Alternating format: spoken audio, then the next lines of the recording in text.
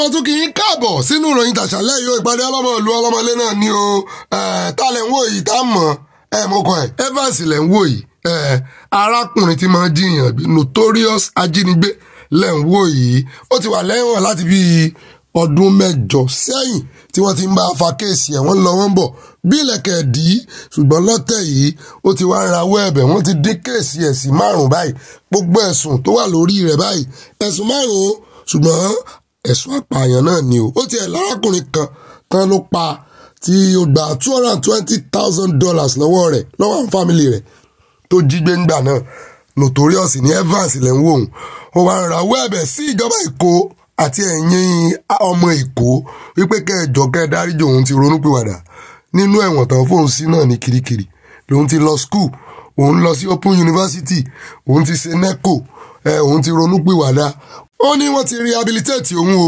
ọpọlọ òun sì ti pé òun ṣe tán láti tún ìwà òun ṣe mọ́ àní gbogbo àwọn tó ti pa ń kọ́ àwọn tó ti dẹ́mi wọn légbodò ń kọ́ tí àwọn èèyàn ò lè ronúpìwàdà tó ti fẹ̀mí wọn ṣòfò ṣùgbọ́n ó rawọ́ ẹ̀bẹ̀ sí ìjọba Èkó ó ní tó bá dáríjì òun tán ó ní òun ó wà lábẹ́ òrùlé wọn náà pé gbogbo ohun tó bá ní kò ń ṣe lòun ò mọ̀ sí mo wá ní ẹni àjẹpàyà rẹ̀ wọ́n gbà kan pa o gbogbo ibi tó bá mọ̀ gbà kéèyàn kankan pọ̀ kí wọ́n wá lọ kóun wá máa ronúpìwàdà kò ní pè rẹ o sẹ́yìn náà rí bí ṣe ń wò sẹ́yìn tó ti ronúpìwàdà rèé anyway to err his woman to forgive his God kọ́lọ́hún kó ṣàánú gbogbo wa láìpẹ́ náà la gbọ́ wọn láwọn 500 Boko Haram tán repent wọ́n náà ti reunite padà sọ́dọ̀ àwọn ẹbí wọn ọlọ́run ló mọ iye táwọn yẹn náà ti pa Boko Haram Nigeria is a country of mystery ẹjẹ́ àfilẹ̀ báwọn kò wà bẹ́ẹ̀ jẹ́ agbọ́n lẹ́nu agbẹjọ́rò. To reform and re-educate himself. They gave him scholarship at a maximum security prison, Kirikiri. He took the scholarship. The outcome of the scholarship is that today he has NECO, he has NCE, merit. That's almost distinction. And he was admitted on merit to Open University. And he's on 200 level. Because if the plea bargain and clemency, which we are pursuing, is acceptable to Lagos State government, and he is let out of prison, he will be under the custody of Lagos State government. Mi ò lè rẹ́rìn ṣé Èkó sọ fún yín pé àwọn kára àwọn ò pé tẹ́ wá ń fagídí tẹ́ ń ti Evans tẹ́ ń ti bọ Èkó lọ́rùn ẹ̀pọ̀ ẹ̀gbọ́ ẹ̀yin ará Èkó ìpínlẹ̀ Èkó ẹ̀yin ọmọ Èkó ṣé kí Evans wá darapọ̀ mọ́ yín ọ̀rọ̀ burúkú tó ń tẹ̀rìn ẹ̀jẹ̀ àpò ń bẹ̀ ẹ̀jẹ̀ àlọ́sọ́dọ̀ arákùnrin tó ní ọmọ ẹlẹ́gbẹ́ òkùnkùn lòun fúnra rẹ̀ náà ló jẹ́wọ́. àwọn tó wà nígbà lè jókòó wa ẹ jẹ́ kí n máa kà wọ́n àwọn ẹyẹ gángan àwọn náà ní ìjókòó àwọn ṣìgbó ayé ṣìgbó ẹyẹ Oscar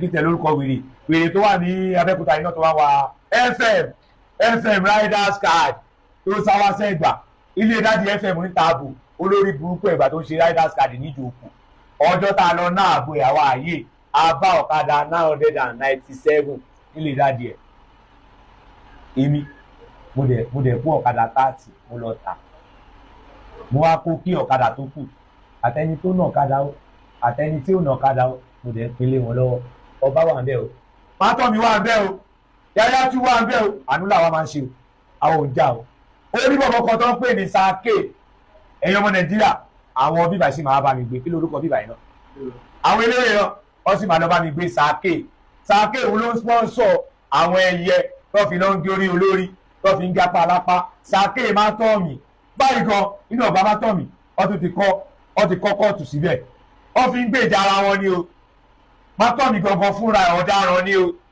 ẹ̀yin ọmọ Nàìjíríà ẹgbàá mi. ta ni sake má tọ̀ mí yẹn. sake má tọ̀ mí yẹn inú àwọn ọmọ máa tọ̀ mí ni. ní ìlú wo ni ẹ. ní ìjókòó. iṣẹ́ wo ló ń ṣe. ọba ló ń ṣiṣẹ́ fún òun ló ń talẹ̀ òun ló ń tún lẹ́tà fáwọn tó ti ralẹ̀ tẹ́lẹ̀. bàbá ẹ̀yin ọmọ Nàìjíríà ọ̀hún tún lẹ́rà jókòó báyìí ni o gbogbo aláṣà gbogbo oníntàbò gbogbo àgòrò gbogbo gasline gbogbo yébádé ọ̀hún tún lẹ́rà báyìí ni o ìwọ tó bá ti ní sí ọ̀fọ̀ ayé ẹ bàjẹ́ ó yá kí ló dé àwa ta jẹ́ kọ́tísìn gan ẹ̀ ṣe wá fi wálẹ̀ gan ká kó máa pa wọ́n ká máa pa wọ́n kí pìsì lè rè àwọn náà sponsor ẹ̀yẹ ọ̀rọ̀ àbọ̀ fún wọn.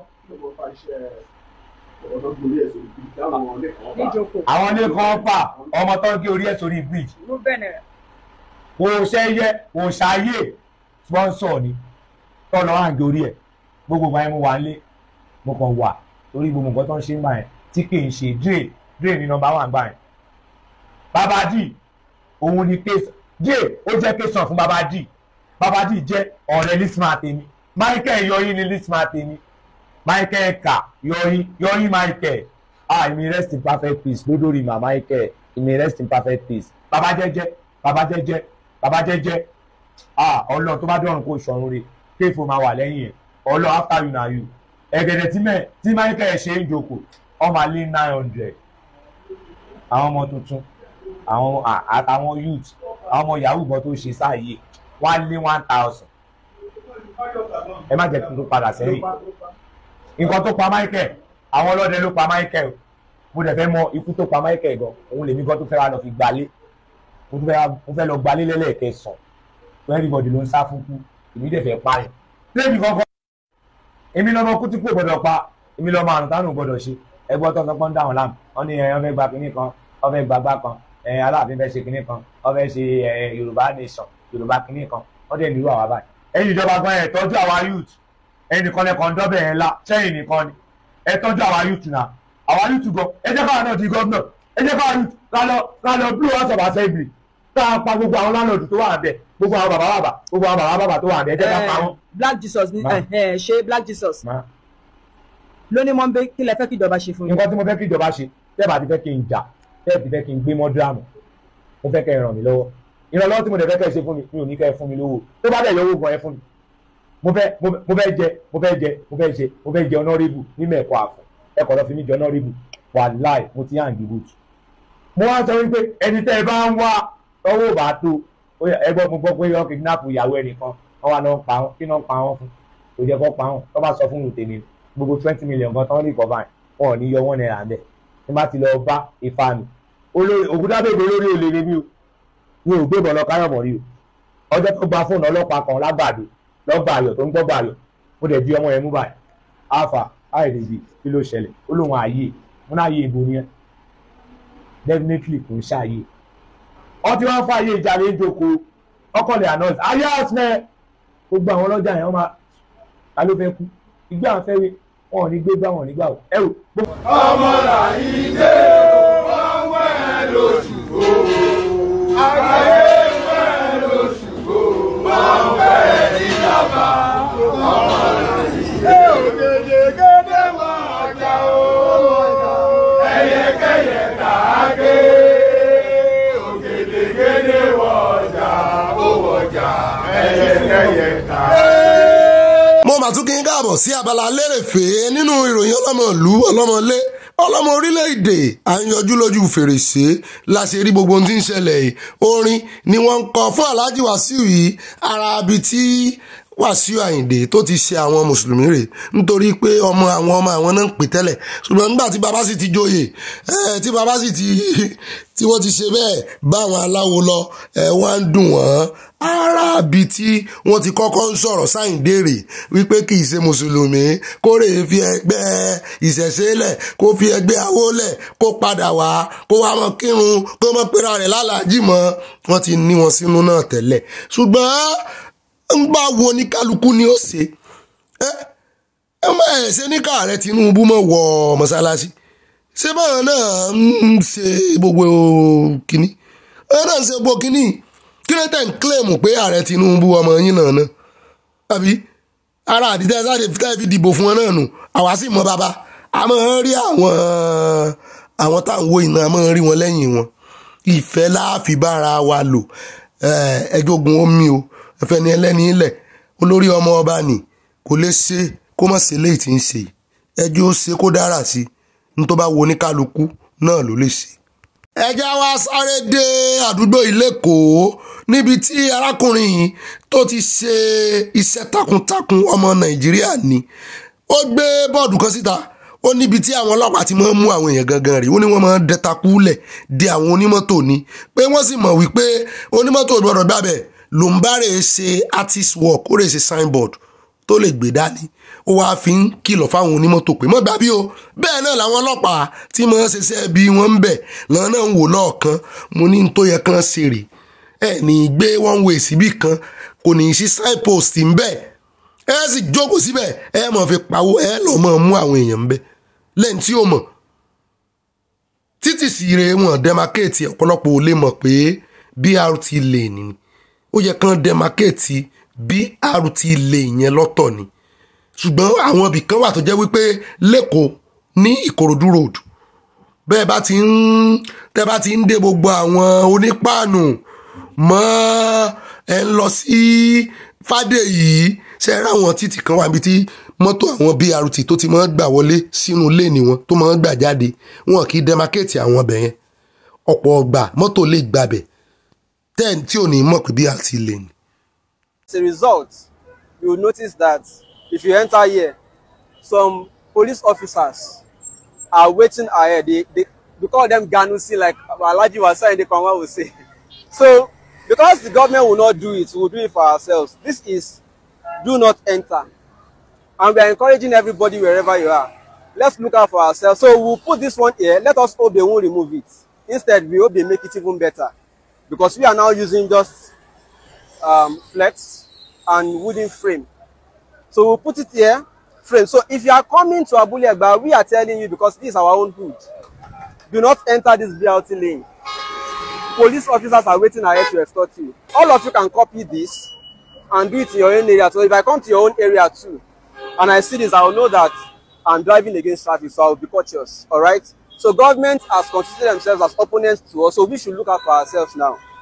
If you look at this, this means citizens' intervention for collective humanity. We are doing this for ourselves because government has failed to do their responsibility. So we are going to put this here. We have decided to put it here. So if you are coming, as you are descending from Abule Egba Bridge, if you see this, this is our own road sign. Don't enter this place. It is against traffic. So the moment we put this one here, we know the officers waiting for you ahead. What they wanted to do, we have defeated them. They are not supposed to be there. This one is here. But since this one is here, let us see what they will do next. Segun Olo said earlier, policemen have really extorted motorists here. What they do many times is this. They'll use a mini bus, the one we know known as Korope. They will drive past BRT lane. So people that are driving, they will follow the bus. Once they get to the edge where they're about to turn, the next thing you see them will do is they will just mount, they will circle the car. Before you know, they will drive the car towards a certain spot where they will extort drivers. But we also have another spot at Pleasure Bus Stop where they charge as much as 300,000 naira. We don't have any sign to tell people it is a wrong route. Remember, this is a federal route. Anything of such from the state government. ó náà láti gbá yẹn ojú títì tán tiẹ̀ ti ń dẹ́rù eléyìí wò pọ̀ lẹ́kọ̀ọ́ dáadáa. àníbà míì wọ́n ní ibi tí signpost wà gan tó jẹ́ one way wọ́n náà máa mọ̀ọ́mọ̀ yọkú òǹbẹ̀. wọ́n tiẹ̀ láwọn last man kan máa ń ṣe nǹkan kan ní àárín gbogbo Èkó nínú ọjà Balógun. wọ́n ní wọ́n á lọ yọ ibi tí wọ́n gbé signboard one way sí. ìkànnù wọn á wá lead mọ́tò tí traffic bá wà pé ẹ lè gbá bí ẹ lè gbá bí àṣé wọ́n ti lọ dẹ tàkúté síwájú àwọn èèyàn rẹ̀ yòókù ó ní ó sì tì wọ́n gbàbẹ̀ kí ló dé tán máa ṣe báyìí ná èèyàn lè ṣe mistake wọ́n ṣe ń bí náà tẹ́lòmíì tí ò sí city ìwà yìí tó bá wọ city ìwà tó lọ gba one way wọ́n á sì dá orí ẹ̀ padà wọ́n á ti kọ́kọ́ mọ̀ wípé lè kì í ṣe ara kínní so nídìí èyí ìjọba ní ìdí láti ṣe signpost gan rẹpẹtẹ yóò dáa fún àwọn ará bíi o ẹ sá tètè sí ń tẹ́ ẹ ṣe kọ́ ọlọ́pàá mọ́tò wá chájì yín torí ìsìn náà mọ̀ wá òfin kiri náà ni you are against the law for putting kinní kan torí ẹ fẹ́ bá ọ̀nà àti jẹ wọn jẹ́nu ẹ jọ̀ọ́ ẹ mọ̀ wọ excuse o ẹ mọ̀ wá wí ẹ̀yin náà ẹ máa wo signpost níbi tó bá wà ibi tí ò bá sí tọkàn rẹ ò bá ti gbàbẹ̀ mọ́ gbàbẹ̀ o yóò dáa fún àwọn arákùnrin torí wọ́n máa ń kọ́kọ́ fi ẹ̀kọ́ kó tó di pé ọwọ́ òfin ò mú yàn wọ́n máa ń fi òfin kọ́ yàn lẹ́kọ̀ọ́ ni wọ́n máa ń fi tún ìwà ṣe ni kì í ṣe pé wọ́n fẹ́ fi mọ̀ọ́mọ̀ fìyà jẹ èèyàn òfin ò sí fún fífìyà jẹ èèyàn òfin wà láti fi tún ìwà ṣe nítorí ẹ̀ kó o bá ṣe ẹ̀ṣẹ̀ alákọ̀ọ́kọ́ ń bì tó bá establish pé ẹ̀ṣẹ̀ alákọ̀ọ́kọ́ ni wọ́n lè dáríjì hàn ṣùgbọ́n Nàìjíríà wọ́n mọ̀ọ́mọ̀ tí ó lu òfin láti lè fi gbowó lọ́wọ́ rẹ̀ wọ́n sì ní gbàdúrà kó o yí padà kó o sáà mọ̀ ṣàṣìṣe náà sáà ni ṣùgbọ́n àwọn gáìsì wọ́n gbìyànjú o kí ìjọba náà wá jáde kan ṣe signal kan ṣe signpost sí gbogbo ojú títì kó lè yí àwọn èèyàn pé mọ́ gbà bí ibi ni o gbà tó bá wá wà ń bẹ̀ táwọn èèyàn wá ṣàgídí gbàbẹ̀ ńgbà náà tí ìṣẹ̀lẹ̀ ìtàn yí ojú ẹ̀ tán yí sódì tán fi pamọ́ káwọn èèyàn mọ́ bá a rí kàn jẹ́ káwọn èèyàn rí gàdàgbà má bá lè kọ́ Yorùbá kan kọ́ Yorùbá má gba ibi bọ́ bá gba bí a mú ọ kò jù bá náà lọ. ó dá ní báyìí ẹja dé USA ká tún sáré fún yín ní update bó ṣe ń lọ pẹ̀lú òfin Trump bó ṣe ń mú àwọn èèyàn tán nìkan mọ́ káwọ́ pọ̀yìn tán sì ń dìpọ́tù àwọn èèyàn ní rẹpẹtẹ wọ́n ń dìpọ́tù àwọn èèyàn gan o kì í ṣe kékeré o àwọn tọ́wọ́ balẹ̀ rí láì ṣe pé COVID wà ń ta wọ́n tún lo máàsì wọ́n káwọ́ wọn pọ̀yìn mú tiẹ̀ wàá rí kan mo rí pé ọwọ́ wọn tán ká sẹ́yìn kì í ṣe pé bóyá wọ́n fi ṣẹ̀kẹ̀ṣẹ̀kẹ̀ sí wọn lọ́wọ́ ṣùgbọ́n mo tún rá wọn kan wọ́n fi sí wọn lọ́wọ́ wọ́n tún fi sí wọn lẹ́sẹ̀ ṣùgbọ́n nígbà tí mo ṣèwádìí wọ́n ní àwọn yẹn wọ́n ní kírímínà ní àwọn kan tán mú wọ́n ní kì í ṣe gbogbo àwọn tán lé wálé ní oníwèé wọ́n láwọn kírímínà wà láàrin wọn mo ní ó dà yóò yé gbogbo wa ń gbòòyà ṣùgbọ́n àwọn èèyàn ń fọ́mú fún Trump àwọn tó dìbò fún gan ó kàn wọ́n ẹjá kó bẹ́ẹ̀ ẹjá dọ́dọ̀ ọmọbìnrin tán ló pa ọkọ rẹ̀ kí ló rí lọ́bẹ̀ tó fi gàrú ọwọ́ kí ló dé tó fi pa ọkọ rẹ̀ ẹjá gbọ́ kúlẹ̀kúlẹ̀. kí nìdí tó fi ṣekú pọkọ ẹ̀.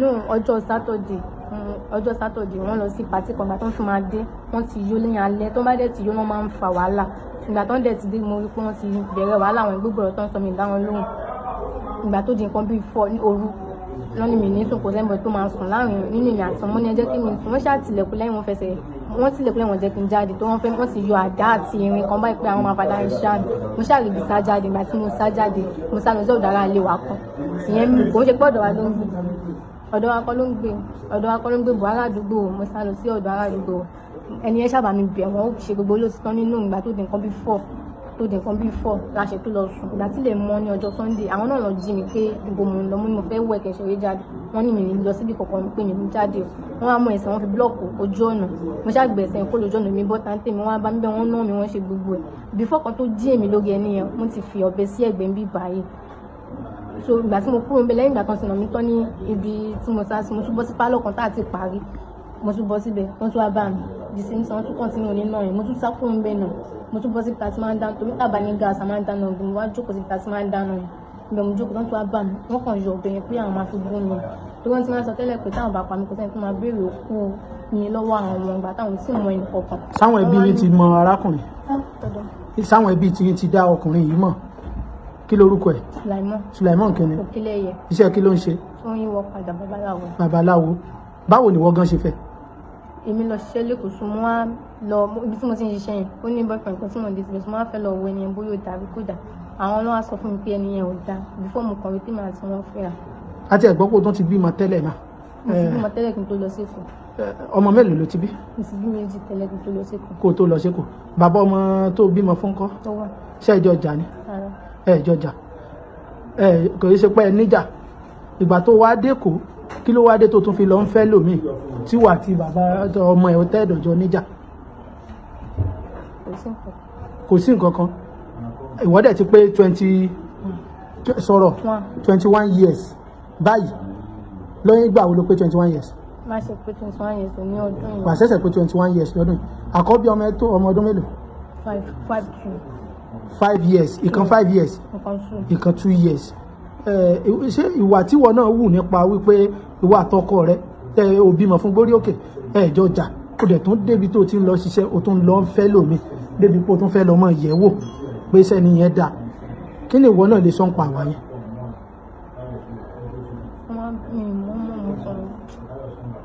lẹ́yìn ibi tó ti wá lọ yẹsẹ́ wò nísìn ni ló ti pàdé Sulaiman tó ti sọ fún ọ pé ni yẹn ò dá ìyẹn babaláwo kó tó wá di pé ẹjọ́ ń fẹ́ra ìwọ àti ẹ̀lẹ́jọ́ ń fẹ́ra ń sìn tó fi di pé kí ló ṣẹlẹ̀ láàrin tó fi wá di pé Sulaiman kú báyìí.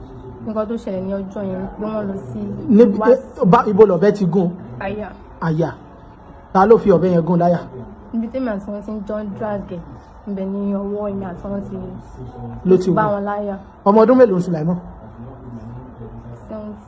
47 wọ́n máa ń sọ ibi ti gbàgbé. 70 40 àbí 70. bóyá 47. 47 ṣé àgbàlagbà ni wọ́n. wọ́n yan wọn sí dàgbà púpọ̀. àkọ́bí wọn sóò dákọ̀bí wọn mọ̀ ó tọ́dún mélòó tó bá fojú wò. 18 ó ṣe pé 18 báyìí. àkọ́bí wọn ṣẹ̀ṣẹ̀ pé 18 ìdájọ́ wo ló ń retí lọ́wọ́ ìjọba. Sulaiman nǹkan tiẹ̀ báyìí sọ̀rọ̀ ó ti ṣaláìsí ìjẹ́ bàbá ọmọ tó fi tẹ́ ìjọjà ìjó ti gbọ́ sí ìṣẹ̀lẹ̀ kò tí ì gbọ́ àwọn òbí tiẹ̀ ń kọ́. ọjọ́ tí gámà mi nìkan ni mo pè lórí fóònù torí fóònù mi wọ́n ti sí ìsèmí rí anybody pè bọ̀ fóònù tí wọ́n ń bẹ ní àwọn àmọ̀tẹ́kùn yẹn ti yọ nọ́mbà wọ́n á fi nọ́mbà àwọn àmọ̀tẹ́kùn kan yẹn wọ́n á fi fún nọ́mbà gámà bọ̀ nǹkan tó ń sọ fún mi lórí fóònù pé gámà mi kan ṣe pé mi mọ́ condition tí wọ́n á wà orúkọ ẹ lẹ́ẹ̀kan sí. kí lorúkọ ọkọ ẹ tó dolóògbé. Sulaiman Okele. ìjẹ́ ti ṣe introduction. oṣù yìí la ṣe sọ pé a fẹ́ lọlé. ẹ tí ì lọ ṣe oṣù yìí náà lẹ fẹ́ lọ ṣe ó dẹ̀ ti ṣaláìsí. ó ti ṣaláìsí.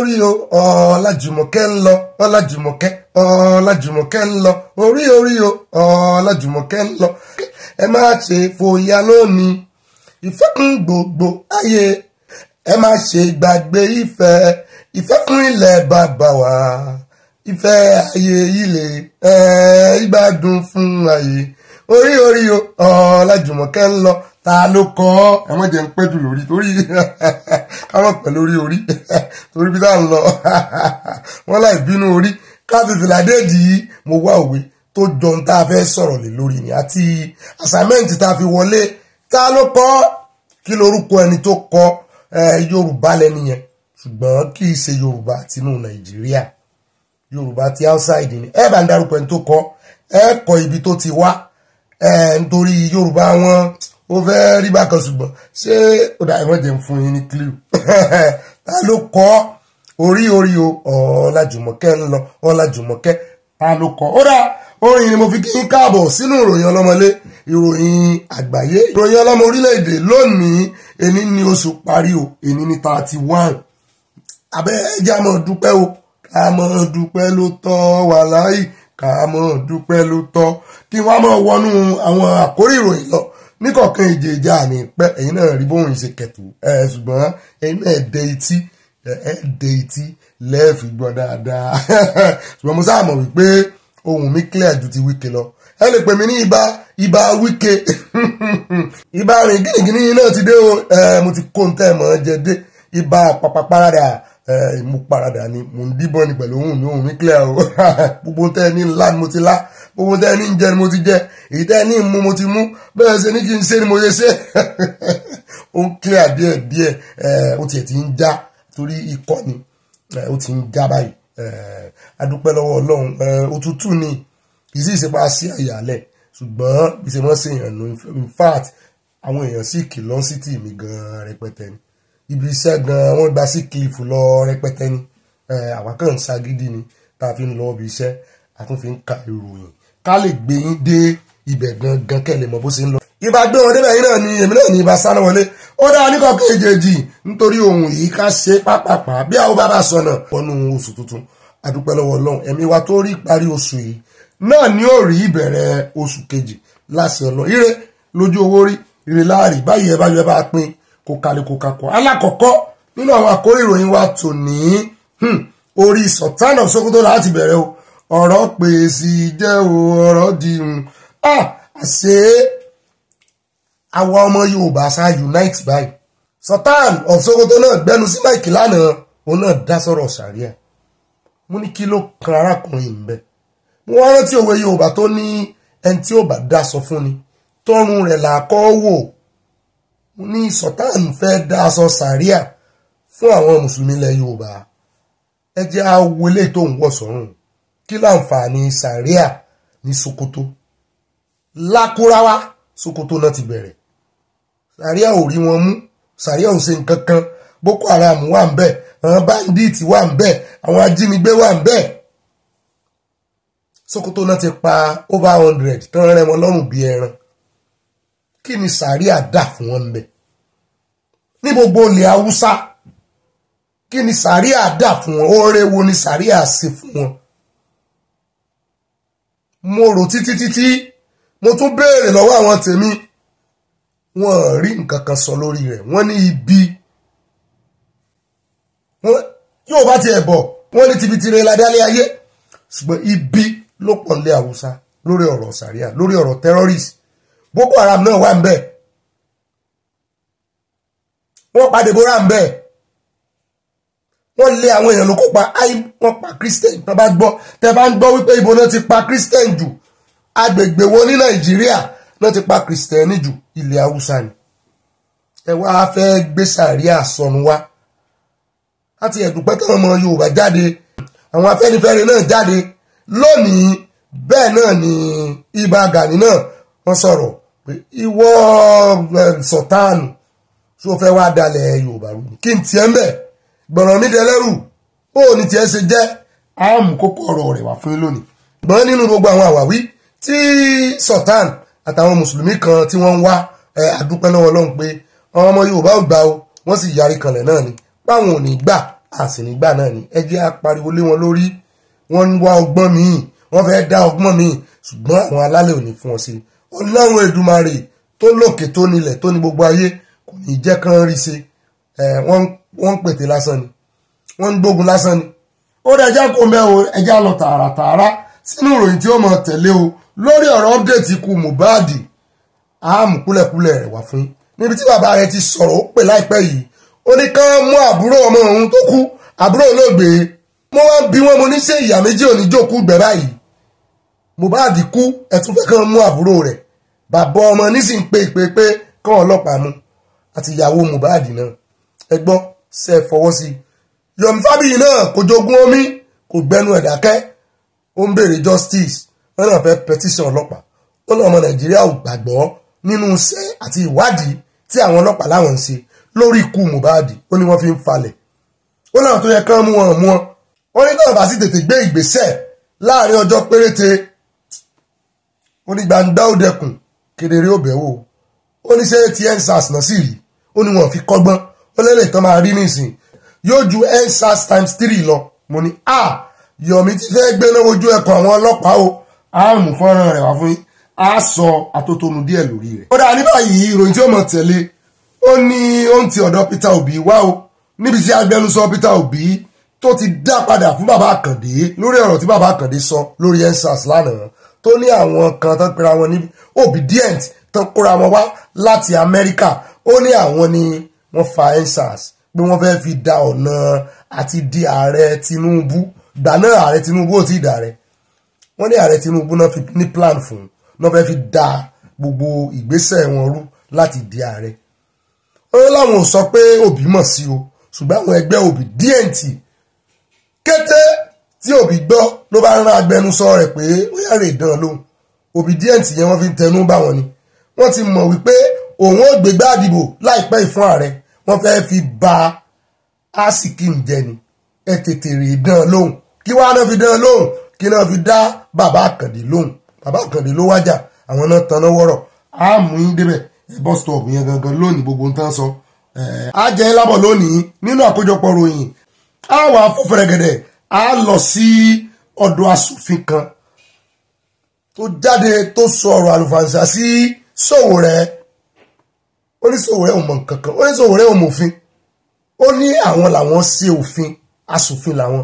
ó lóun wà lára àwọn tó gbé òfin ó lóun gangan ló ń ṣe agbátẹrù òfin tó de IG ọ̀gá ọlọ́pàá pátápátá tó jẹ́ kó wà lórí oyè tó fi extend the tenure rẹ̀ pé Sowore ò mọ nǹkan kan pé ọ̀rọ̀ tí ń sọ lẹ́nu kò jọ ọ̀rọ̀ èèyàn ó jọ ọ̀rọ̀ ẹranko ó mọ̀ sọ̀rọ̀ sí Sowore gan gidi àmọ́ àfúyín lónìí a sì jọ gbọ́ ohun tó sọ bóyá ọ̀rọ̀ ẹ̀ make sense bóyá kò make sense ṣé jẹ́ ẹ̀bí ni Sowore ń jà à ń bọ̀ ń bẹ̀ ti very dark man yìí lórí ọ̀rọ̀ ọlọ́pàá náà ni gbogbo ìròyìn tòní báyìí ó sọ̀rọ̀ àǹdì àwọn ọlọ́pàá ọ̀rọ̀ àwọn ọlọ́pàá ni wọ́n ìjà àfọlọ́pàá wọ́n tó o bá jà àfọlọ́pàá ìwọ ló forí ko ó ń lọ́rọ̀ Sowore ẹ wá tún gbọ́ ọ̀gá ọlọ́pàá kan tó ti fẹ̀yìntì tọ́nà ń fìyà àjò òun mọ̀ọ́mọ̀ léun níbi iṣẹ́ tẹ́ ẹ bá gbọ́ adúrú èèyàn tó ti sáàf mi ò tiẹ̀ mọ̀ pé 1 million kìíní kan náà ń gbà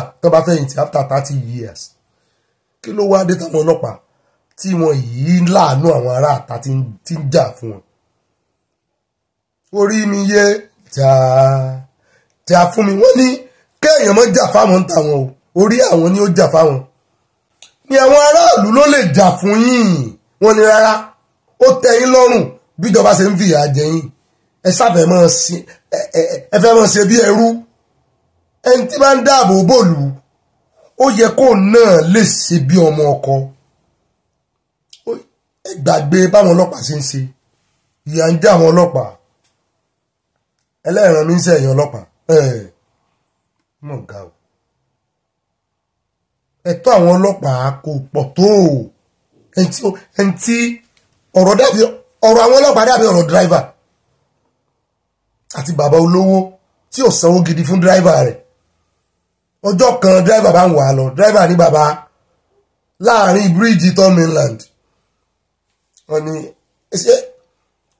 ibi tá a dé yìí ọwọ́ mi lẹ̀mí yín wà bàbá ní àbí nǹkan sórí ẹ̀ ni ìgbà wo lèmi àti ẹ̀ẹ́dẹ́gbẹ́ èmi ni mò ń sanwó oṣù rẹ ọwọ́ ọlọ́run lẹ̀mí mi wà rẹ bàbá bẹ̀rẹ̀ wàkúwà ní yí ọwọ́ mọ́tò báyìí ní ń fì ní bàbá bá fi gbé ta bàbá bá bẹ̀rẹ̀ sí ibẹ̀ ló bá ń rawọ́ ẹ̀bẹ̀ bàbá ò sì mọ mọ́tò wà ló bá mú kí ilé bàbá lọ́wọ́ ó ní ẹ̀mọ́ dára yín wà bàbá kúnlẹ̀ fún dráìvà rẹ̀ ó sá lè wà délé ó gba owó oṣù rẹ̀ nú mọ́tò torí ó ti mọ̀ pé bóun bá ti délé kò síṣẹ́ fóun mọ́ bẹ́ẹ̀ lọ̀rọ̀ ọlọ́pàá ṣe rí ẹni tó fẹ́ dáàbò bò yàn tẹ́ wá tọ́jú ẹ̀ bóun ni ọpọlọ rẹ̀ ó ṣe sẹ́ẹ̀tì bóun ni ó ṣe mójú kúò ẹ wò kẹta fi hàn yín tó ń gba owó àbẹ̀tẹ́lẹ̀ lójú títì tó tún fún onímọ́tò ní séńjì ẹ wò tán bá tọ́jú ọlọ́pàá in fact kàn bẹ̀rẹ̀ state policing tán bá ti lè tọ́jú ọlọ́pàá kò sí ká ẹ mọ́ rí corruption wọ́n láti tọ́jú àwọn ẹlẹ́ṣọ́ ààbò wọ́n láti tọ́jú wọn dáadáa tọ́kàn wọn ò fi balẹ̀ wọ́n tọ́jú ẹbí wọn wọ́n pèsè ilé fún wọn tọ́kàn wọn ò fi balẹ̀ ṣùgbọ́n ṣé ọlọ́pàá ṣe é gbèjà à ń bọ̀ ń bẹ̀ lórí ọ̀rọ̀ ti very dark man àti arákùnrin ọlọ́pàá yìí àwọn èèyàn wá ń bi very dark man pé kó bi bàbá yìí pé nígbà tí àwọn èèyàn àwọn ọmọ nàìjíríà ń ṣe ìwọ́de só gbèsè ọmọ nàìjíríà lẹ́yìn mo ní bó sẹ́yìn ti ríbi tí ọlọ́pàá ti gbèsè ọmọ nàìjíríà lẹ́yìn rí ni wọn náà máa ń ránṣọ ọmọ nàìjíríà òfin sì sọ pé primary iṣẹ́ wọn gangan primary ojúṣe wọn responsibility wọn ni láti dáàbò bo aráàlú ṣùgbọ́n kọ́lọ́pàá mọ́ bá di ohun èlò àwọn olóṣèlú ó yẹ torí àwọn olóṣèlú gbọ́n wọ́n gbọ́n ọlọ́run ó bá wa la àwọn ọlọ́pàá wa ń yè yóò bá wa sí wọn ń yè ó dáa ń bọ̀ mbẹ́ lónìí náà ni kò ní í dọ̀la o ó dáa ní báyìí àwọn àfi ẹnu ọkọ̀ gúnlẹ̀ sí ọ̀dọ̀ minister for education níbi tá a ti ń gbọ́ wọn ní gbogbo colleges of education wọ́n ní wọ́n fẹ́ sọ di university wọ́n ní kí ló dé ṣé ẹ fẹ́ káwọn èèyàn ṣe tíṣà mọ́ ni wọ́n ní àwọn èèyàn fẹ́ ṣe tíṣà mọ́ mo wá rántí láyé ìgbà náà èmi náà ti sọ́rí nígbà tí mo wà kékeré bóyá primary 3 kan mo wà nígbà náà ẹni bò mo ṣe rántí mo rántí dáadáa wọ́n ní kí ló fẹ́ ṣe mo ní tíṣà mo ní ṣé mi ò wà tíṣà báyìí ìyàwó Abubakar tó máa ń pè mí lecturer ṣé mi ò tíìchì mo ní tíṣà mo fẹ́ ṣe kò dìgbà téèyàn bá mú sọ́ọ̀kì lójú blackboard kó tó tíìṣì kò dìgbà tó bá mú ìrèzà àbí kí ni wọ́n pè é tó máa fi pa bọ́ọ̀dù rẹ dọ́stà kó tó tíìṣì kò dìgbà tí sọ́ọ̀kì bá kù sí ọ lára gbogbo ẹni tó bá ti ń sọrú ọ̀rọ̀ báyìí tíṣà ni ṣùgbọ́n àwọn èèyàn fẹ́ ṣiṣẹ́ tíṣà mọ̀ mọ́ àwọn òpè ìlú náà ń san fún tíṣà àwọn èèyàn ti sá wọn fẹ́ ṣiṣẹ́ ọwọ́ Nàìjíríà wọn fẹ́ ṣe tíṣà mọ́ nígbò jẹ́ pé sàbúkẹ́ tán máa gbélé wọn lọ́wọ́ wọn akọ́kọ́ mọ́ ọmọ yunifásitì kan tó mú ọmọ polytechnic kan tó rántí pé college of education wà àti wípé lẹ́yìn school iléèwé ibo tún ni tíṣà ti lè ríṣẹ́ tí ìlú òyìnbó fi yàtọ̀ nu gbẹ̀rú àkàntìn nísìn o lè fi ṣiṣẹ́ lọ́sítù o lè fi ṣiṣẹ́ ní ilé oúnjẹ o lè fi ṣiṣẹ́ ní company o lè fi ṣiṣẹ́ ní ministry o lè fi ṣiṣẹ́ lọ́dọ̀ ìjọba o lè fi ṣiṣẹ́ lọ́dọ̀ àwọn oní private o lè fi ṣiṣẹ́ lọ́dọ̀ àwọn oníṣẹ́ àdáni kò dàbí tíṣà ọ̀sàmọ̀ mú ṣọ́ọ̀kì náà ni wọ́n á ní wọ́n fẹ́ sọ di yunifásitì pé kí nìdí mo ní àjọgbọ́ ìdí but èmi láìkẹ́ mo láìkẹ́ idea yẹn ó dá ó kù ìròyìn méjì tá a fi káde ti àkórí ìròyìn lẹ̀ ní báyìí àwọn àsáré dé court of appeal níbi tí wọ́n tún ti dá ẹjọ́ lórí ọ̀rọ̀ IPOB ẹ mọ̀ wípé wọ́n ti declare IPOB gẹ́gẹ́ bí ẹgbẹ́ agbésùmọ̀mí ìṣẹ̀lẹ̀ méjì ló ṣẹlẹ̀ kóòtù méjì ló dájọ́ lẹ́yìn tí high court dájọ́ l'Àbújá high court míì tún dájọ́ ní ilẹ̀ Ìgbò lẹ́nugun kọ́ yẹn pé àní IPOB wọn yìí ṣe ẹgbẹ́ agbésùmọ̀mí ẹjọ́ di méjì wọ́n wá gbẹ́jọ́ lọ sí court of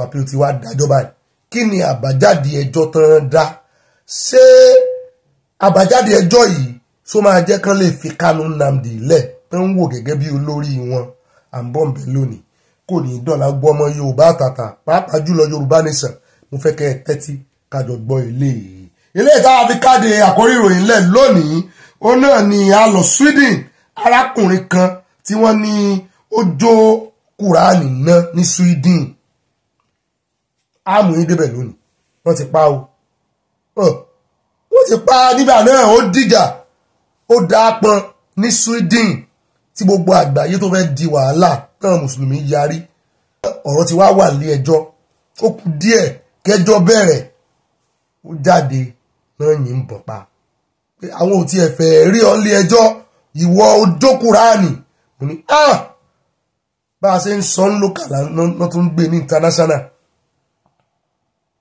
ẹ̀yin mùsùlùmí ẹ̀sìn àlàáfíà tá a bá sì mẹ́nu lé nísìn ẹ̀ là ń tàǹgbó nísìn ní á mo ti dọ̀tá everybody lórí ọ̀rọ̀ yìí mo ti fẹ́ẹ̀ di ọ̀tá yín tán pátá àwọn tó kàn nífẹ̀ẹ́ mi personally àwọn ni wọ́n ń wò pé irọ́ ọ̀rọ̀ tí Ọ̀gbẹ́ni Bobby ń sọ yìí ọ̀rọ̀ tó make sense ni kí ló dé káàkiri àgbáyé náà ń pariwo mùsùlùmí ṣùgbọ́n àwọn kan ní kí n gbójú wọ́n ní sẹ́mi ò ka Bíbélì débẹ̀ ni wọ́n ní àti wípé àìmọye àsọtẹ́lẹ̀ ló wà wípé tí àwọn oníjàgíjàgan mùsùlùmí ó dálẹ̀ yóò ní agbára àwa ìkó wọn pọ̀ ń bí ṣùgbọ́n ọ̀rọ̀ yìí ti fẹ́ mọ́ di ápọn àgbẹ̀ níbẹ̀ lónìí kò ní dọ̀la a ní sọ̀rọ̀ sí ẹ̀sìn ẹlẹ́sìn a ní tẹnu àbùkù lu ẹ̀sìn ẹlẹ́sìn a sì dúpẹ́ fáwọn kan nínú ẹ̀sìn mùsùlùmí náà tán náà ríran já geere wọ́n ríran já gbangba lórí ọ̀rọ̀ yìí ó ń kọ wọ́n lóminú pé ṣé ẹ̀sìn àlàáfíà táwọn èèyàn mọ àwọn ọmọ rẹ̀ náà ti fẹ́ bà lórúkọ jẹ́ ẹ bá gbọ́ pé àdó olóró dún bì kan kẹ́ tó gbọ́rọ̀ ìyẹn gan délẹ̀ ẹ ti fẹ́ mọ̀ pé bóyá àwọn ará bíi lójú oh my God ó tójú súwa àgbẹ̀ wa débẹ̀ lónìí súwa ní tẹnubá ẹ̀sìn mùsùlùmí alálàáfíà ní lọ́dọ̀ tí a tó rà mọ́ àwọn èèyàn àwọn ìyá wa tó jẹ́ alálàáfíà tó sì jẹ́ mùsùlùmí ni wọ́n ìyá wa Rísíkàtì wà ń bẹ ìyá wa Gárúbà wà ń bẹ Abubakar ìyá wa Fáwùsá wà ń bẹ wọ́n pọ̀ lórí ìkànnì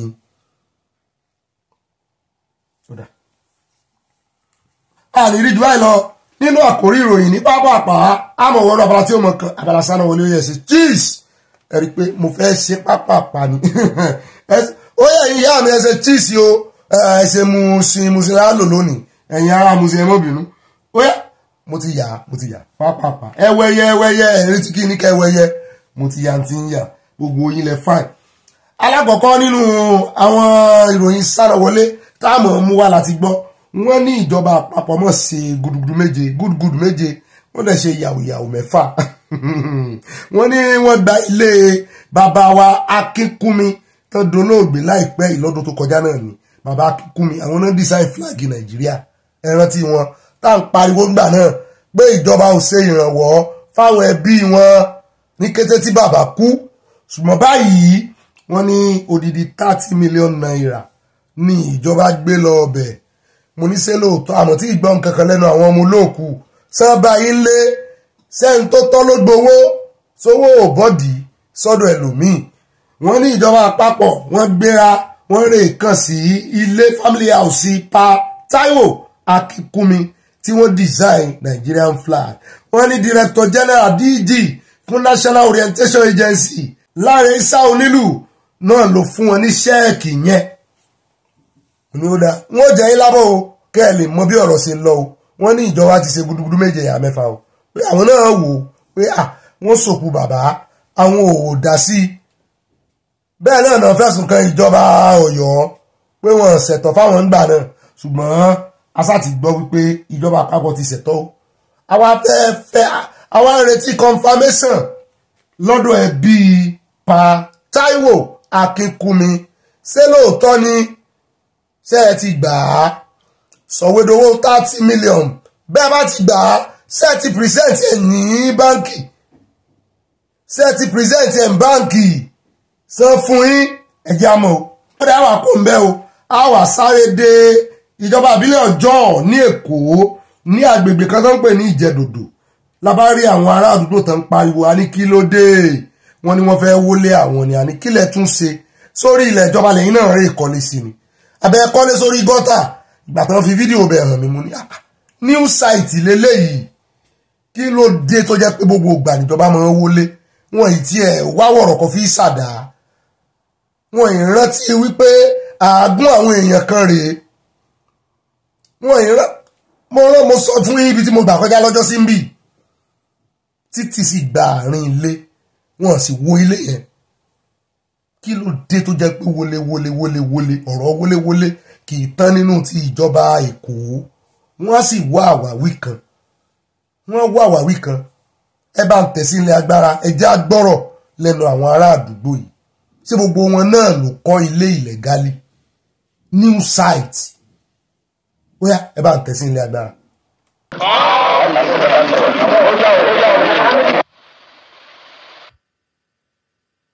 We are here to refute claims that this area belongs to Mu Adura local government and that this place is Festac extension.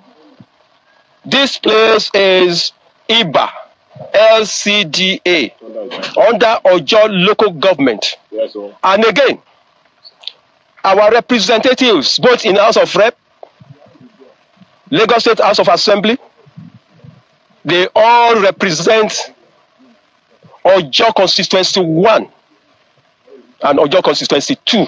And I am calling on government. It's not confrontation. We are begging them that please, in the name of God, In the name of God. In the name of God, oh.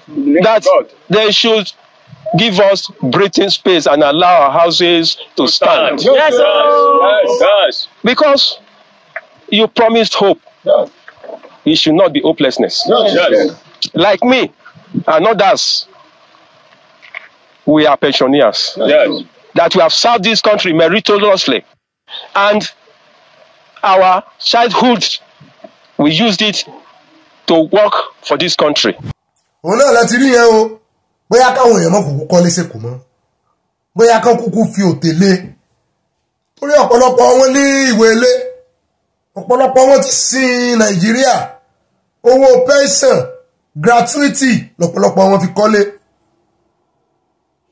ẹ̀yin náà wà àdúgbò yẹn ṣùgbọ́n ẹ̀bi ò sí lọ́wọ́ ìjọba lọ títí náà o ṣùgbọ́n bá a bá bẹ́ràn wí ká bẹ́ràn wí àwọn ọmọ onílẹ̀ náà gbogbo bí wọ́n máa ń tà ibi tíjọba ti pèsè lẹ̀ pé báyìí èmi wá ní àmọ̀ràn kan fún gbogbo ẹni bá fẹ́ kọ́lé tó fẹ́ ralẹ̀ wò ó kó o tó kówó lẹ̀ mọ̀ jẹ́ kán sọ fún ọ wípé eléyìí ló kù tètè wàá mú o tó bá fi máa padà dé next week o lè mọ́ bámu irọ́ ni o ẹni tó bá ti ń lẹ́nu bẹ́ẹ̀ fún ọ irọ́ ni o kó o tó wá kówó lẹ̀ tán lọ mú ọ wo ilẹ̀ ní gbogbo àdúgbò ẹ kọ́kọ́ ṣe iṣẹ́ ìwádìí ládùúgbò béèrè lọ́wọ́ àwọn tó ti kọ́lé bẹ̀rẹ̀ lẹ́yìn náà wá gba aláwùsá lọ rèé sanwó fún sọ̀víọ̀ wọ́n ń pè nǹkan kan ní coordinate wọ́n bọ̀ chaati ẹ̀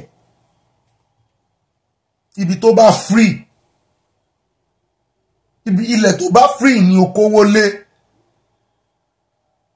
mọ́rẹ̀ ra ilẹ̀ àgíríkì kó rè kọ́ residential sórí ẹ̀ àwọn agbègbè kan wà tóró ó lẹ́tọ̀ọ́ ká kó àwọn èèyàn ká tó àwọn èèyàn wa náà sọ́nà àwọn agbègbè kan wà pàápàá jùlọ gbogbo àwọn ilẹ̀ tó ń tà fún residential ọ̀pọ̀lọpọ̀ ọlẹ̀ ní Kòròdú àgíríkì ni ọjọ́ tí ìjọba bá máa dé báyìí àgíríkì lọ̀pọ̀lọpọ̀ ọlẹ̀ aláwọn kan lẹ́gbẹ̀ẹ́ ọ̀dọ̀ mi kan wọ́n sì tún ta ìrà tó jẹ́ pé lọ́jọ́ iwájú kànáà ló yẹ kán fi ṣe fún gbogbo àdúgbò kí gbogbo omi máa darí síbẹ̀ àwọn ọmọ onílẹ̀ sì tà wọ́n sì fíìlì ẹ̀ wọ́n san fíìlì ẹ̀ ẹni débẹ̀ gan ò lè mọ̀ igi ọ̀pẹ nìkan lẹ́ẹ̀fì mọ̀ pé ìrà gbà bí ibì kan wà kan tí máa ń gbá bọ́ọ̀lù tó jẹ́ pé lọ́jọ́ iwájú stadium ló máa fi bẹ̀ kọ́ wọ́n tún tà corner piece tó yẹ kán gbé transformer sí olówó kan tún rà á mọ́ tiẹ̀ wọ́n á wò mo ní kì í ṣe ìjọba nìkan ló lẹ́bi bàbá bẹ́ràn wí ká bẹ́ràn wí ìjọba ó sì máa wò yín ràn ní tẹ́ẹ̀fì rà wọn ní ẹ mọ́ rà torí ntọ́pọ̀lọpọ̀ mọ́ sọnù wọ́n á ní kí ni ìjọba ń wò wọ́n á ní kí ni ìjọba ń wò ohun ìmọ̀ ti ń là díẹ̀díẹ̀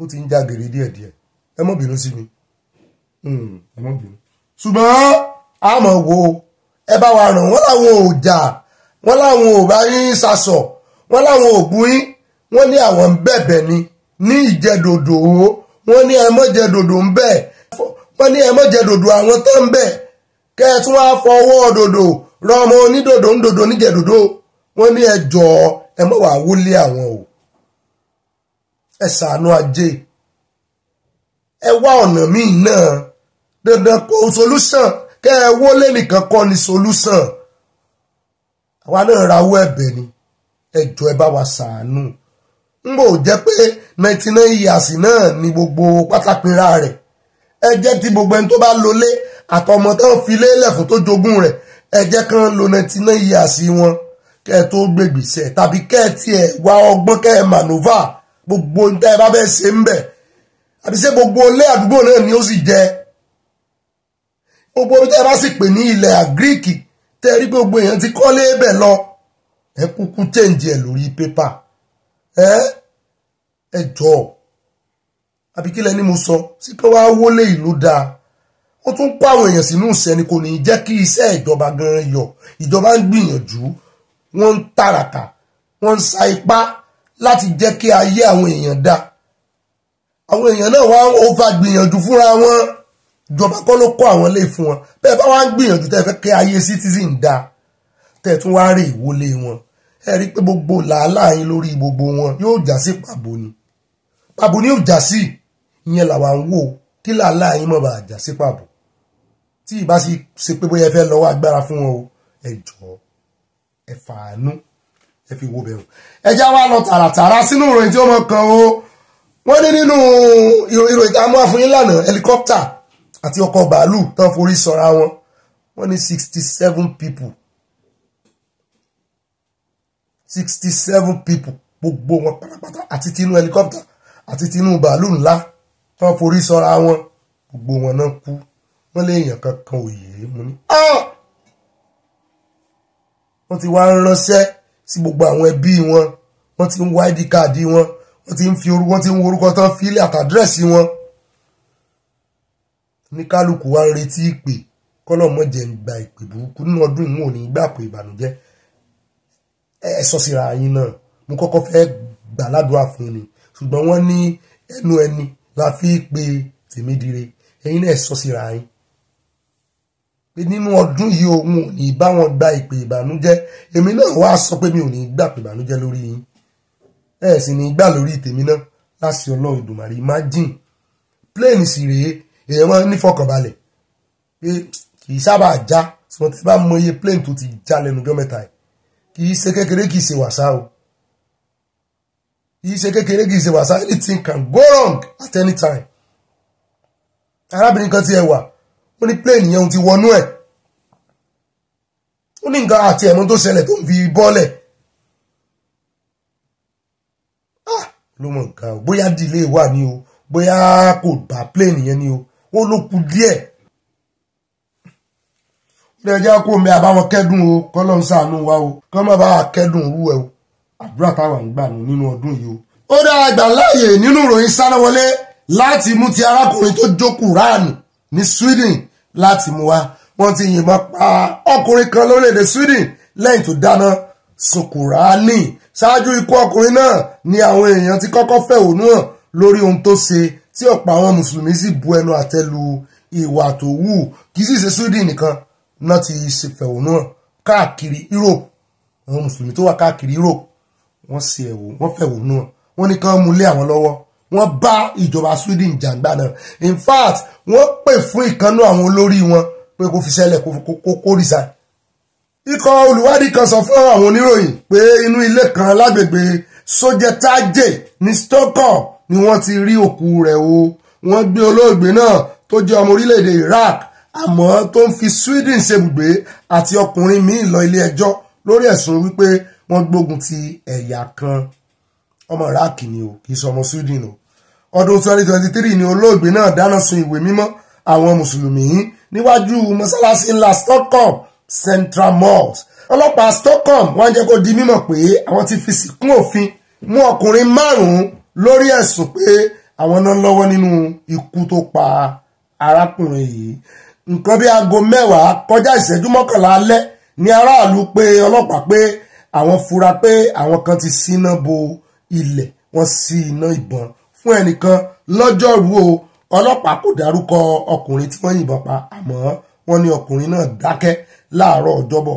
àwọn iléeṣẹ́ ìròyìn abẹ́lé ilẹ̀ náà ló sọ pé orí ẹ̀rọ ayélujára ni Momika ti ń ṣe fídíò lásìkò tó faragba ọ̀tá wọn ló wà lórí live show nínú oṣù kẹjọ ọdún tó kọjá ni wọ́n gbé olóògbé náà tó jẹ́ ọmọ orílẹ̀-èdè Iraq àmọ́ tó ń fi Sweden ṣebùgbé wọ́n fi sáhàmọ́ àti ọkùnrin míì lọ ilé ẹjọ́ lórí ẹ̀sùn pé wọ́n gbógun ti àwọn ẹ̀yà kan wàyí ilé ẹjọ́ ti wá sún ìdájọ́ tó yẹ kó wáyé síwájú lẹ́yìn tó gbọ́ pé wọ́n yìnbọn pa ọ̀kan lára àwọn olùjẹ́jọ́ àná wá fẹ́ dájọ́ fún nísìn lọ́pọ̀ ìgbà ni Momika máa ń ṣe àwọn nǹkan tó tako ẹ̀sìn Islam èyí tó fa ìfẹ̀hónú hàn lọ́pọ̀ àwọn orílẹ̀-èdè tí mùsùlùmí pọ̀ sí ṣáájú kó tó dáná sun Quran ó ti kọ́kọ́ lọ gba àṣẹ lọ́wọ́ àwọn ọlọ́pàá pé òun fẹ́ fẹ̀hónú hàn tí wọ́n sì sọ pé ó lè tẹ̀síwájú nínú ìfẹ̀hónú hàn rẹ̀ wọ́n ló ti tún gbàṣẹ òun gba pàmìtì pé òun fẹ́ fẹ̀hónú hàn lórí gbogbo ìṣẹ́ gbogbo jàgídíjàgan náà ni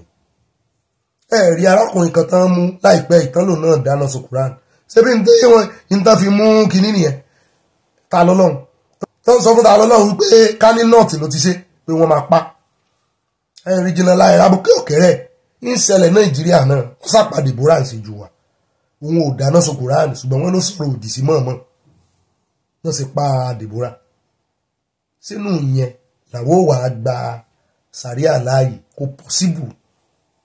kò pọ̀síbù bọ́mọ Yorùbá bá rèé sọ̀rọ̀ sí mọ̀ọ́mọ́ ní Kánò nísìn wọ́n pa ni kó jára wọn gan àìmọye irú wọn tán láwọn fẹ́ sí mùsùlùmí ilẹ̀ ní Kánò ń bẹ̀rùn tán sì fẹ́ pa wọ́n kí ló dé lọ́rọ̀ kan wọ́n sáti ṣèdájọ́ ọwọ́ fún ẹni wọ́n ti pa àìmọye bíbélì tó ń dáná sun àìmọye fátẹ̀ ń jù dànù tẹ́ ń dáná sun fa àìmọye irú ẹ̀ wọ́n sọ̀rọ̀ sí èèyàn kan wọ́n sọ̀rọ̀ sí èèyàn kan. Odidi ọ̀rọ̀ kò bá kàn gbé tí mufti ń sọ sí Ọọ̀ni of Ifẹ̀ wọn nìkan lọ gbé kankan nu wọn o. Ọọ̀ni of Ifẹ̀ ń wò wọ́n ràn ni òun fi wọ́n ṣẹlẹ́yà ara wọn. Kí ló wá dé kí ló ṣẹlẹ̀ gangan tó jẹ́ pé tán bá wá sọ̀rọ̀ sáwọn ọ̀rọ̀ tán sọ fún Ọọ̀ni of Ifẹ̀ ó ju pé wọ́n ganu lọ ó ju pé ẹ̀ ń ganu lọ ẹ já sọ̀rọ̀ síbi tọ́rọ̀ wa èmi ò ti ẹ̀ràn yín bẹ́ẹ̀ pè mí látàgbó nísìn sẹ́yìn nìkan ni wọ́n sọ̀rọ̀ ẹ̀sìn àwọn èèyàn ò ètì ẹ̀ kí wá ní ṣe àwọn tó nífẹ̀ẹ́ mi Ọlọ́run ni Ọlọ́run ló sọ wá pọ̀ mo ti promise yín kìrìsìtẹ́nì náà sọ tó níṣẹ̀ṣẹ̀ á sọ ó yẹ pé kìrìsìtẹ́nì wọn ìbá èèyàn jàjà ẹlọ́pá wọn ìbá èèyàn jàjà ó sọ̀rọ̀ sí Jésù wọn ní bọ́ọ̀dà owó asámù kan wá fún yín lánàá àwọn òmòjú kan máa gbá àwọn ọmọ ìjọ lọ láwọn tí ò dánú wọn ni o àwọn pásítọ̀ fake owó làwọn níìdì wọ́n sì ń pèrò síjọba ọ̀run ní tó káwọn lára nù. ṣùgbọ́n píchọ̀tì tí wọ́n ṣe grow bọ́n ṣe ní ọmọ ìjọ tó pọ̀ ní tó bá wọn nù. Kí ló wá sẹ́yìn? Ògiri ò lanu aláǹgbé ò lè wọ́bẹ̀. Àwọn kùdìẹ̀kùdìẹ̀ kan wà lọ́wọ́ yín ni. Ló ṣe wá jẹ́ ẹ̀sìn náà ń lò. Tó fi ń ṣèkà.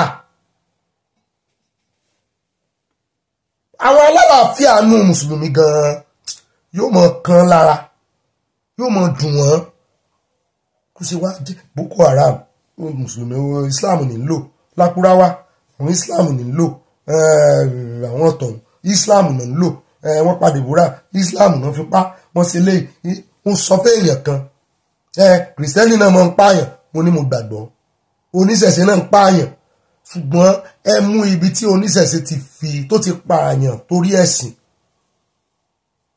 nítorí pé ó sun ifá àbí torí pé ó sun ẹ̀kọ́ eégún àwọn ó pọ̀ ni ẹ mú wá kẹ́ fi ṣẹ̀sàmpù àbí torí pé ó sọ̀rọ̀ sí Jésù àbí ó sọ̀rọ̀ sí Adébóyè àwọn ó pọ̀ ni ó yẹ ẹ mú wá ẹ mú ta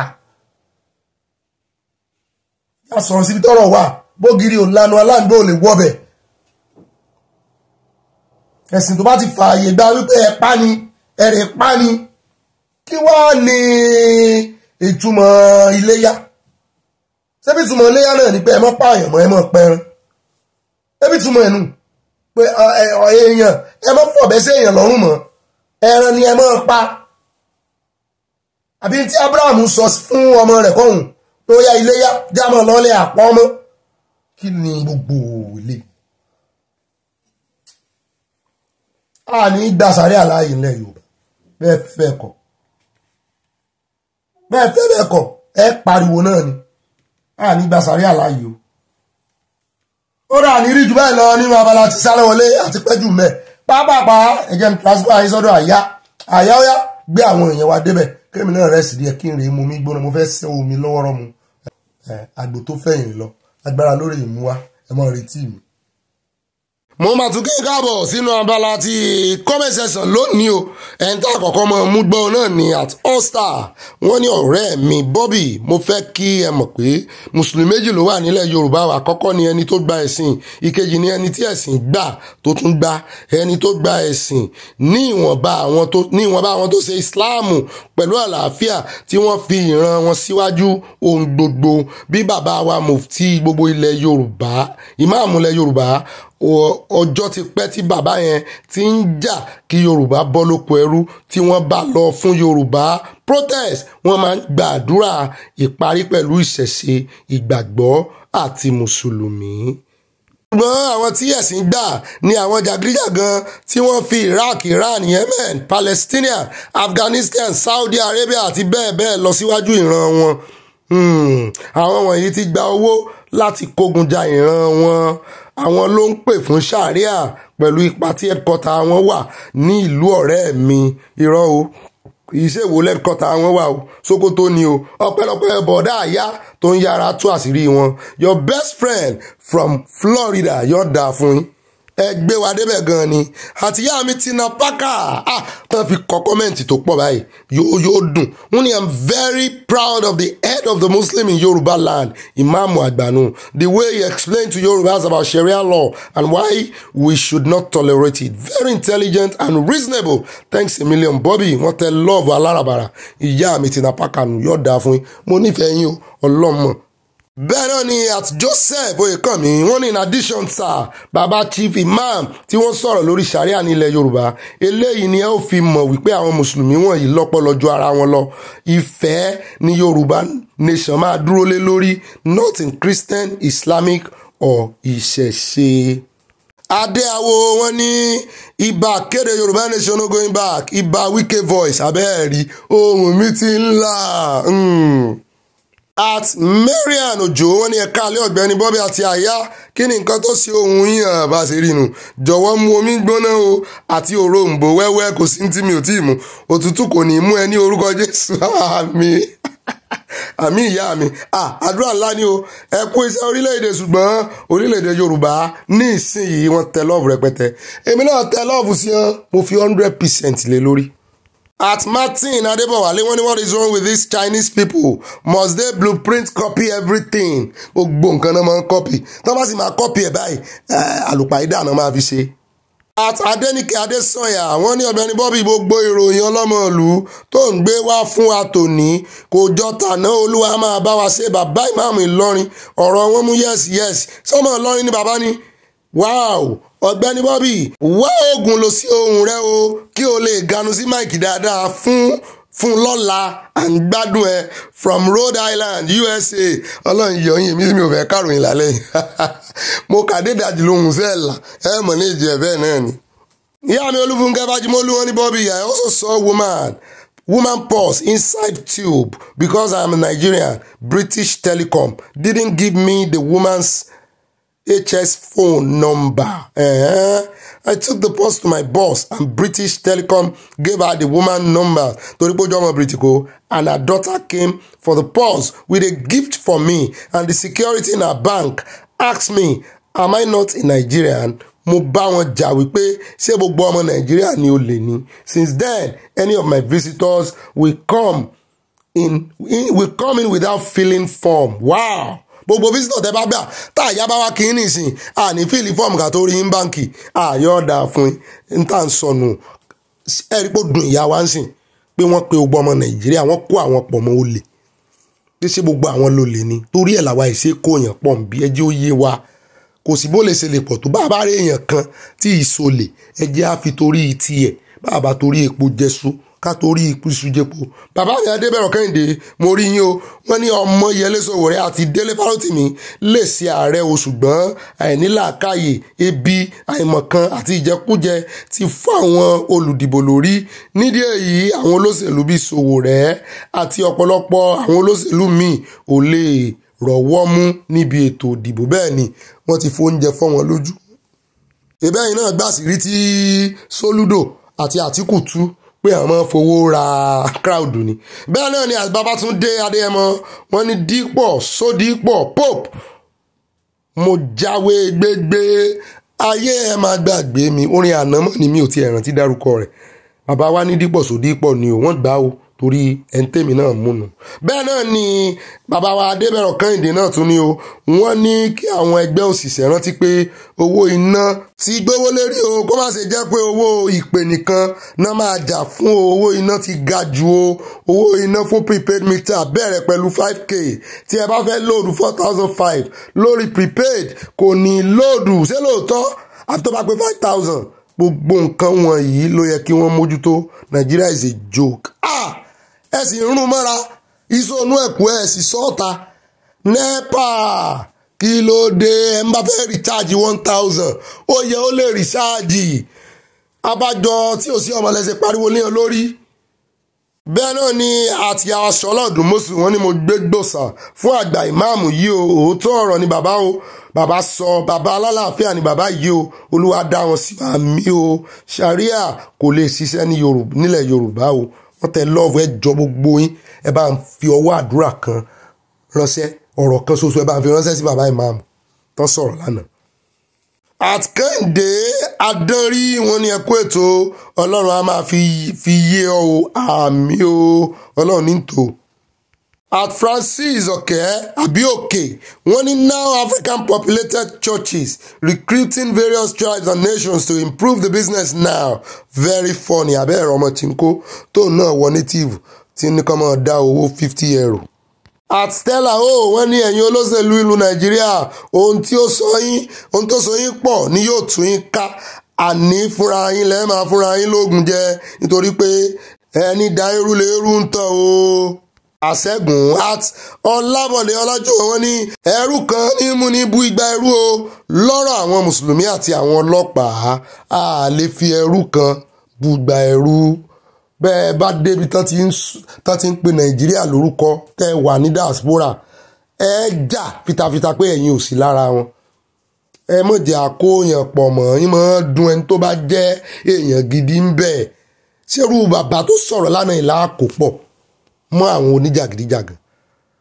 Wọ́n tẹ̀síwájú wọn ní gbogbo àwọn olóṣèlú ni wọ́n ń fowó ra àwọn èèyàn kí Àtìkù gbẹnu dákẹ́ o ṣùgbọ́n tá a bá wo tàtìkù sọ ọ̀rọ̀ gidi ló sọ kì í ṣe opponent gan ní báwí ó ní nígbà tí òun lọ sí Rivers tí ọ́dìlì wà ń bẹ PDP lọ́dìlì PDP l'Àtìkù ó lóun ò mọ̀ pé wọ́n ra èèyàn wọ́n fowó ra èèyàn fún òun ni nígbà tó 2 hours àwọn nìkan ló kù àwọn èrò ti lọ lòun wá béèrè pé kí ló dé bẹ́rù ṣe pọ̀ tó yìí wọ́n sì ti fà wọ́n lẹ̀ lọ ló wá ní wọ́n láwọn rà wọ́n fún 2 hours ni lòun bá bú ẹ̀rìn so kò kí n tó sọ ó bá òun náà ṣé kó tún gbẹnu dákẹ́ ń bẹ̀ yẹn náà. bẹ́ẹ̀ náà ni at roots jẹ́rọ̀ ṣó wọ́n ní Chief Dr. Orlando Ọ̀wọ̀ ló kọrin tòní o irọ́ kì í ṣe bàbá Orlando ẹ máa nífẹ̀ẹ́ Orlando mo ṣe ń wò yín. At Ifáláyé wọ́n ní Ọ̀gbẹ́ni Bobby ibà parònú rẹ̀ ibà gbé wọn débẹ̀ ibà tẹlẹ́gàn ló ṣòro orúkọ oyè yìí pọ̀ à ń gbádùn yín láti Canada ẹ kú iṣẹ́ ńlá yìí o original ọmọ Odùduwà alálẹ̀ Yorùbá gbẹ̀yìn o long live Yorùbá nation amen àṣẹ́gun kò yí padà àṣẹ ń ti dùmarè wọ́n tẹ lọ́ọ̀fù rẹpẹtẹ sí abá ń kí àwọn èèyàn mi Canada o. At olórí Sade Lotto at Sade Ìbírónkẹ́ wọ́n ní Ọ̀gbẹ́ni Bobby bàbá gbé mi débẹ̀ ẹ kú iṣẹ́ ìlú o Olúwa tún máa gbé yín ga àmì ẹ bá mi kí bàbá àgbà ìmáàmù ilẹ̀ Yorùbá dáadáa o pé ọpọlọ wọn kò ní dọ́bà mí o wọn á pẹ́ fún àṣẹ Ìdùmarè Yorùbá nation no going back ẹ bá mi kí àyà àti màmá àyà o ta ni màmá àyà ẹ mọ̀ sọ fún yín pé àyà ni màmá wọ́n tẹ lọ́ọ̀fù ẹ̀yin gangan ni màmá àyà ẹ̀yin náà joyè nù.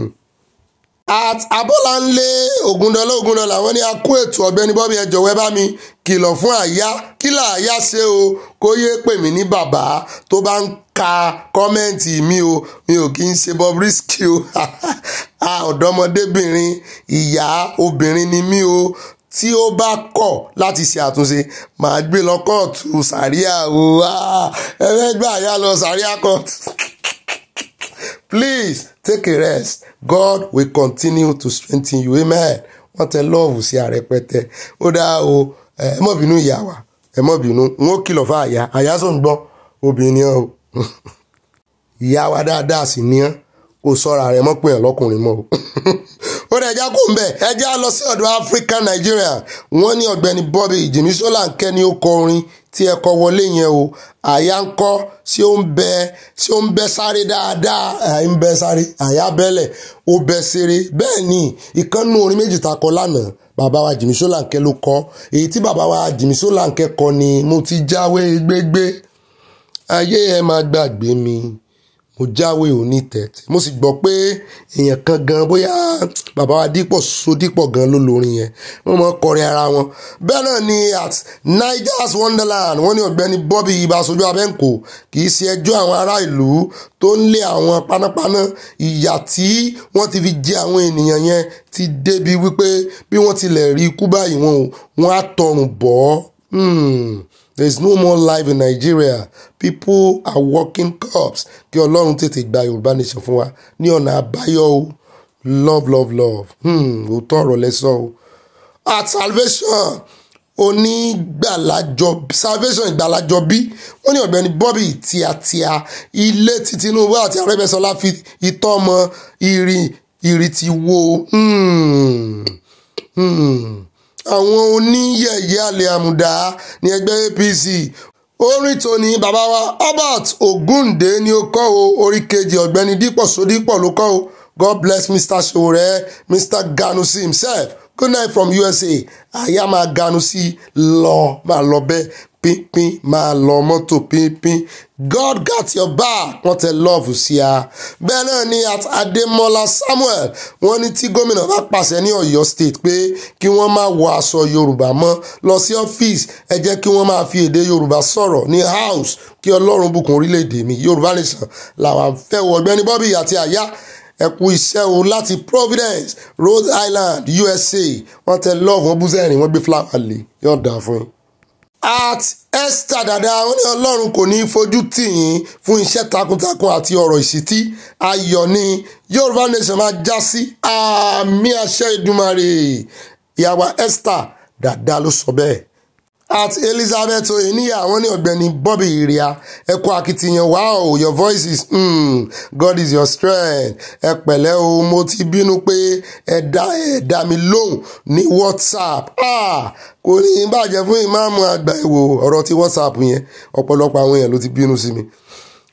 Ọjọ́ wọn máa dálẹ̀ àmì olè ní gbogbo àwọn olóṣèlú Nàìjíríà o igi eléèrà ní Sowore wọ́n máa gbé jù sílẹ̀ náà ni YNNGB Yorùbá nation no going back ní jẹ́bẹ̀ is our desire and it shall come to pass in Jesus name wọ́n tẹ love rẹpẹtẹ bẹ́ẹ̀ náà ni wọ́n rẹ́rìn from Dallas Texas ṣé rí gbogbo ẹ̀yin tẹ́ ń kọ lẹ́tà sí mi lórí WhatsApp n ó tó reply yín ẹ mọ́ bínú sí mi kò tí ẹ wo 24 hours gan ò tó mi mọ́ nínú ọjọ́ kan bẹ́ẹ̀ náà ni at Adéyàwó wọ́n ní ibà kéde Yorùbá nation no going back nice sexy voice brilliant voice òtútù voice mo mọ̀ pé ẹ fẹ́ tà sí mi náà ni ṣùgbọ́n inú mi dùn mẹ́sì kọ́kọ́ fọwọ́ pa mi lórí yẹn you are too much and àyà tó bá jọkùnrin ní ìyàwó yín ò gbádùn yín nítorí tó yẹ kó dìjà tó yẹ kẹ́ ẹ bínú sí ẹ wò bẹ́ẹ̀ ṣe sọ́dẹ̀rìn at Joseph Oyèkánmi wọ́n ní Ọ̀gbẹ́ni Bobby àná mi ó dáa èmi lànà yẹn kówó wa ẹ̀ sanwó fà náà o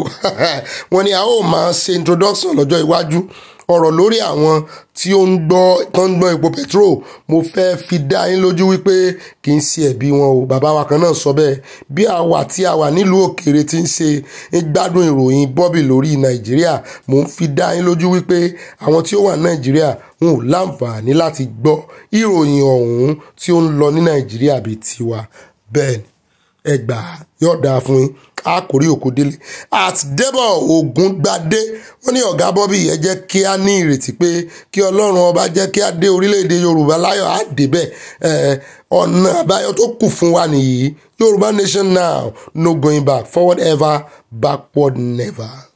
Títílayọ̀ Ìbánjí wọ́n ní ọkọ wa ohùn yín dàbí pé òtútù yìí pọ̀ o ẹ dúró déédéé pẹ̀lú àwa above 70 o a ó tí kù yín ju àwọn ọmọ kéékèèké lọ mọ́ mi ní gbára dúró wọ́n ní mọ́ wojú ẹ̀yìn spéré wọ́n ní mọ́ wojú street wọ́n ní kí n dúró lọ́dọ̀ àwọn ó dáa àjọmọ̀ tí kò ara wa ni. Ìyàwó Títílayọ̀ mẹ́mbà wa ni wọ́n ní Ọ̀gbẹ́ni Bobby ohùn yín strong receive your healing and more good strength every weather will work for you amen wọ́n tẹ love wọ́n sí wọ́n ní ó parí o Chinese man calling for deliverance money wọ́n ń lò ní o please people read your Bible kọ́mọ̀ kà kọ́mọ̀ tẹ̀lé àwọn pásítọ̀ tán wọ́n ń wá miracle kiri wọ́n ní wọ́n sẹ́yìndé ló kọ igbá funfun lórí omi kì í mọ̀ sáà náà kọ́kọ́ àwọn oní folk song ló kọ́kọ́ kọ́ bàbá wa Jimmy Solanke ni mo ti kọ́kọ́ gbọ́ igbá funfun lóró mi. Bẹ́ẹ̀ náà ni at Elizabeth wọ́n ní all you these old politicians are inhuman and greedy just accumulating things that you won't take anywhere. Your children will not even enjoy it. Think twice. Kọ́lọ̀ ń jẹ́ kan gbọ́ o. At Elaine Ọládìpọ̀ mẹ́mbà wa ni wọ́n ní Ọ̀gbẹ́ni Bobby ìrókò ni ìmáàmù Yorùbá kì í sí ẹni tí àgbésọ́rùn roko ń fi àdá gé àwọn oníṣàríà kò lè fi ṣe ohunkóhun àmì o ẹ mọ̀ jẹ́ àmọ́ gbàdúrà fún bàbá yẹn o. Bẹ́ẹ̀ náà ni at Tina Ọláfúsì wọ́n ní Ọ̀gbẹ́ni Bobby ẹjọ́ ẹ take kí ara yín o, ẹ lọ mú ọsàn wẹ́wẹ́ oyin àti ginger kẹ́ ẹ pò papọ̀ fún ohun yín o, ẹ kú iṣẹ́ takuntakun. Wọ́n tẹ love, wọ́n gbé flower lé, wọ́n ṣẹ́jú sí mi kọ́yìn àbí kí ni smile lè wọ́n rẹ́rìn wọ́n smile. Ó dá òótọ́ lẹ sọ, gbogbo yín náà ẹ̀ ń fìfẹ́ hàn sí mi, mo ti ṣe gbogbo tẹ́ ẹ ní í ṣe, mo fi òrì mo lóòrì inú ilé mo láàbò ní kí mo pa méjèèjì pọ̀ mo fi ra àyà kẹ́ ẹ bá mọ̀ pé mi gan mo tún boru mọ́ ooru mo dáṣọ borí mo sì tún jẹ jíńjà mo pò pọ̀ mo lọ̀ ọ́ mo yin ó yẹ pé oyin bíi. At Isaac Strongtar, one Governor Makinde copied what Burkina Faso's president did, forcing every schools to be using traditional uniforms in all schools. Odabe. Benani at Adeyanju Sunday, when the reason we should be collective, call Muslims together, is because of the percentage in any situation. If event is up to 70%, either good or bad, must collect all together. Ogbeni Bobby note this, mo ti note here. Wọ́n náà máa collect it together ni. Ṣùgbọ́n ẹ jọ̀ọ́ àwọn kan wà tí ò yẹ kan ká tẹnu àbùkù bá. At Hope Alive with Evangelist Olúbùnmi wọ́n ní ẹ pẹ̀lẹ́ o ibà àyà ooru mú ní Nàìjíríà ẹ máa bọ̀ kí wọ́n á boru Nàìjíríà. Ó dáa mo dé tán.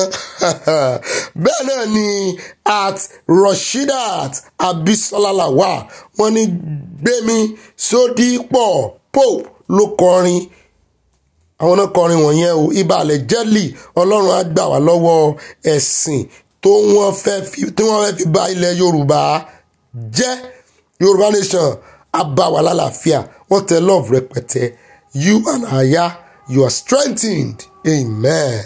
At Remi àwọn ti Trump nìyẹn wọ́n ní Ọ̀gbẹ́ni Bobby APC is a lie. Arẹ́gbẹ́ṣọlá teared APC membership card last month and trashed it at APC headquarters Abuja. Arẹ́gbẹ́ṣọlá and Omisore both were the Osun political power broker in Osun State. Oba of Lagos tried to settle this between Arẹ́gbẹ́ṣọlá and President Tinubu, but it doesn't work out. America so great. Even people who hate it even refuse to leave. God bless America. At America is At Usman Wahab, wọ́n ní Fulani are not among indigenous people in Nigeria according to Nigeria history. Wọ́n ti wá gbà mọ́ àwọn Haúsá lọ́wọ́ báyìí. Àwọn Haúsá ti gbà bọ̀dì. Wọ́n náà gbà bọ̀dì, wọ́n sì ti gba ipò Haúsá. At Adenike Fajukẹ́, wọ́n ní Tinubu ló fún ara rẹ̀ kò lọ nítorí Yorùbá tí ó lọ nítorí Yorùbá kò ní wípé ibi tí Buhari ṣe dé lòun máa ti bẹ̀rẹ̀ irọ́ ni bàbá yẹn ń sọ yẹn bàbá Àkàndé ebóbi náà ti dá bàbá Àkàndé lóhùn òbí ti dán lóhùn. Bẹ́ẹ̀ náà ni at Lajalawal wọ́n ní Ọ̀gbẹ́ni Bobby ẹkú ètò ẹni tó kọ orin yẹn ní Dípọ̀ Ṣódípọ̀ Ẹ̀gbá wọ́n tẹ love rẹpẹtẹ wọ́n rẹ́rìn lé lórí. Bẹ́ẹ̀ náà ni ẹjọ́ tẹ̀ wájú o at Bọ́dún Ṣayọ̀ wọ́n ní nítorí Arẹ́gbẹ́ ní àwọn ará Àlímọ̀ṣọ́ ṣe ń tètè kọrin pé your mandate we shall stand sí ààrẹ Tinubu. Okay tá a mú wá lánàá tán kọ your mandate àtọ́mọ̀ ni wọ́n ní stronghold Arẹ́gbẹ́ ní Àlímọ̀ṣọ́ wọ́n náà láìkẹ́ ń bẹ́ẹ̀ wọ́n yá apẹ̀yìndà lẹ́yìn ẹ̀.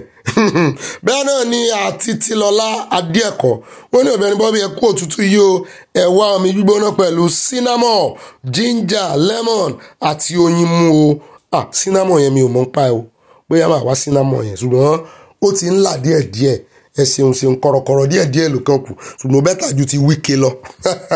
Bẹ́ẹ̀ náà ni at Richard Ìbídàpọ̀ wọ́n ní Ọ̀gbẹ́ni Bobby my name is Richard Ìbídàpọ̀ Obey.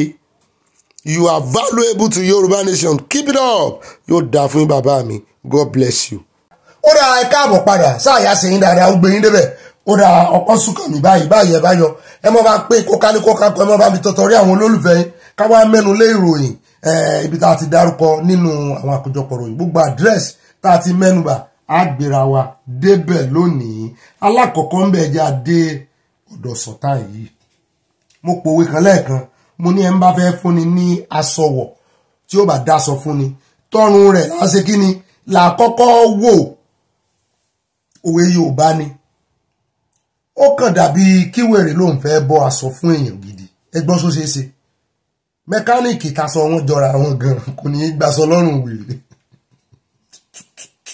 wọ́n ní bẹ́ẹ̀ gan lọ̀rọ̀ Sultan ti Sokoto ìrí o tó fẹ́ fi tipá ti kúkú gbé sàríà wá sílẹ̀ Yorùbá ṣé kò mọ ibi tí jurisdiction òun dé ni àrífín tó tó eléyìí ò sí o ṣùgbọ́n ohun kan tó jẹ́ kí inú tèmi dùn bí Sultan ṣe fọhùn tó fohùn ránṣẹ́ sí ilẹ̀ Yorùbá sí àwọn ọba aládé àtàwọn ọ̀tọ̀kùlùlù wípé kí ló dé tẹ̀ ń di sàríà lọ́wọ́ kí ló dé tẹ̀ jẹ́ kógun omi kí ló dé tẹ̀ ń fún àwọn mùsùlùmí òun lọ́rùn pa ní tó jẹ́ kí inú tèmi dùn ni wípé kí ló tẹ̀ gba àwọn mùsùlùmí àwọn láàyè ní tó jẹ́ kí inú tèmi dùn ni wípé yóò jẹ́ kí àwọn aláìmọ̀kànmọ̀kàn báyìí kán rọ̀ kán rí ní gbàǹgbàǹgbà pé àjẹ̀ndà àwọn Fúlàní ní sàríà gangan ló wà nídìí ẹ̀ torí àjẹké lánàá ọmọ kú lónìí ta ni ọmọ pàjẹ́ àná ló pọ̀ ọmọ òní jẹ pápápá ó ti asáré sọ̀rọ̀ ó ti sọ̀rọ̀ òkè wọ́n lòun ní spiritual father gbogbo wọ́n lòun kí ni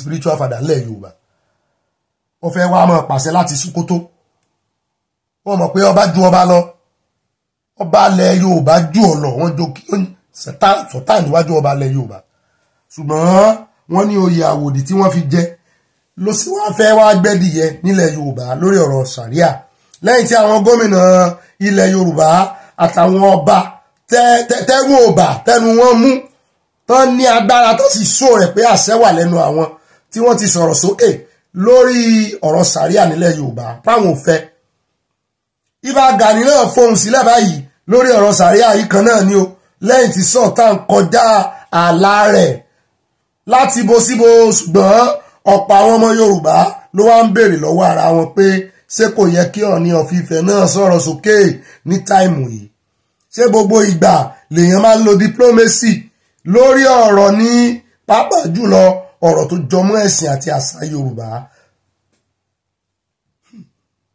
tó sì jẹ́ òun ni Ọọ̀ni jọba lé lórí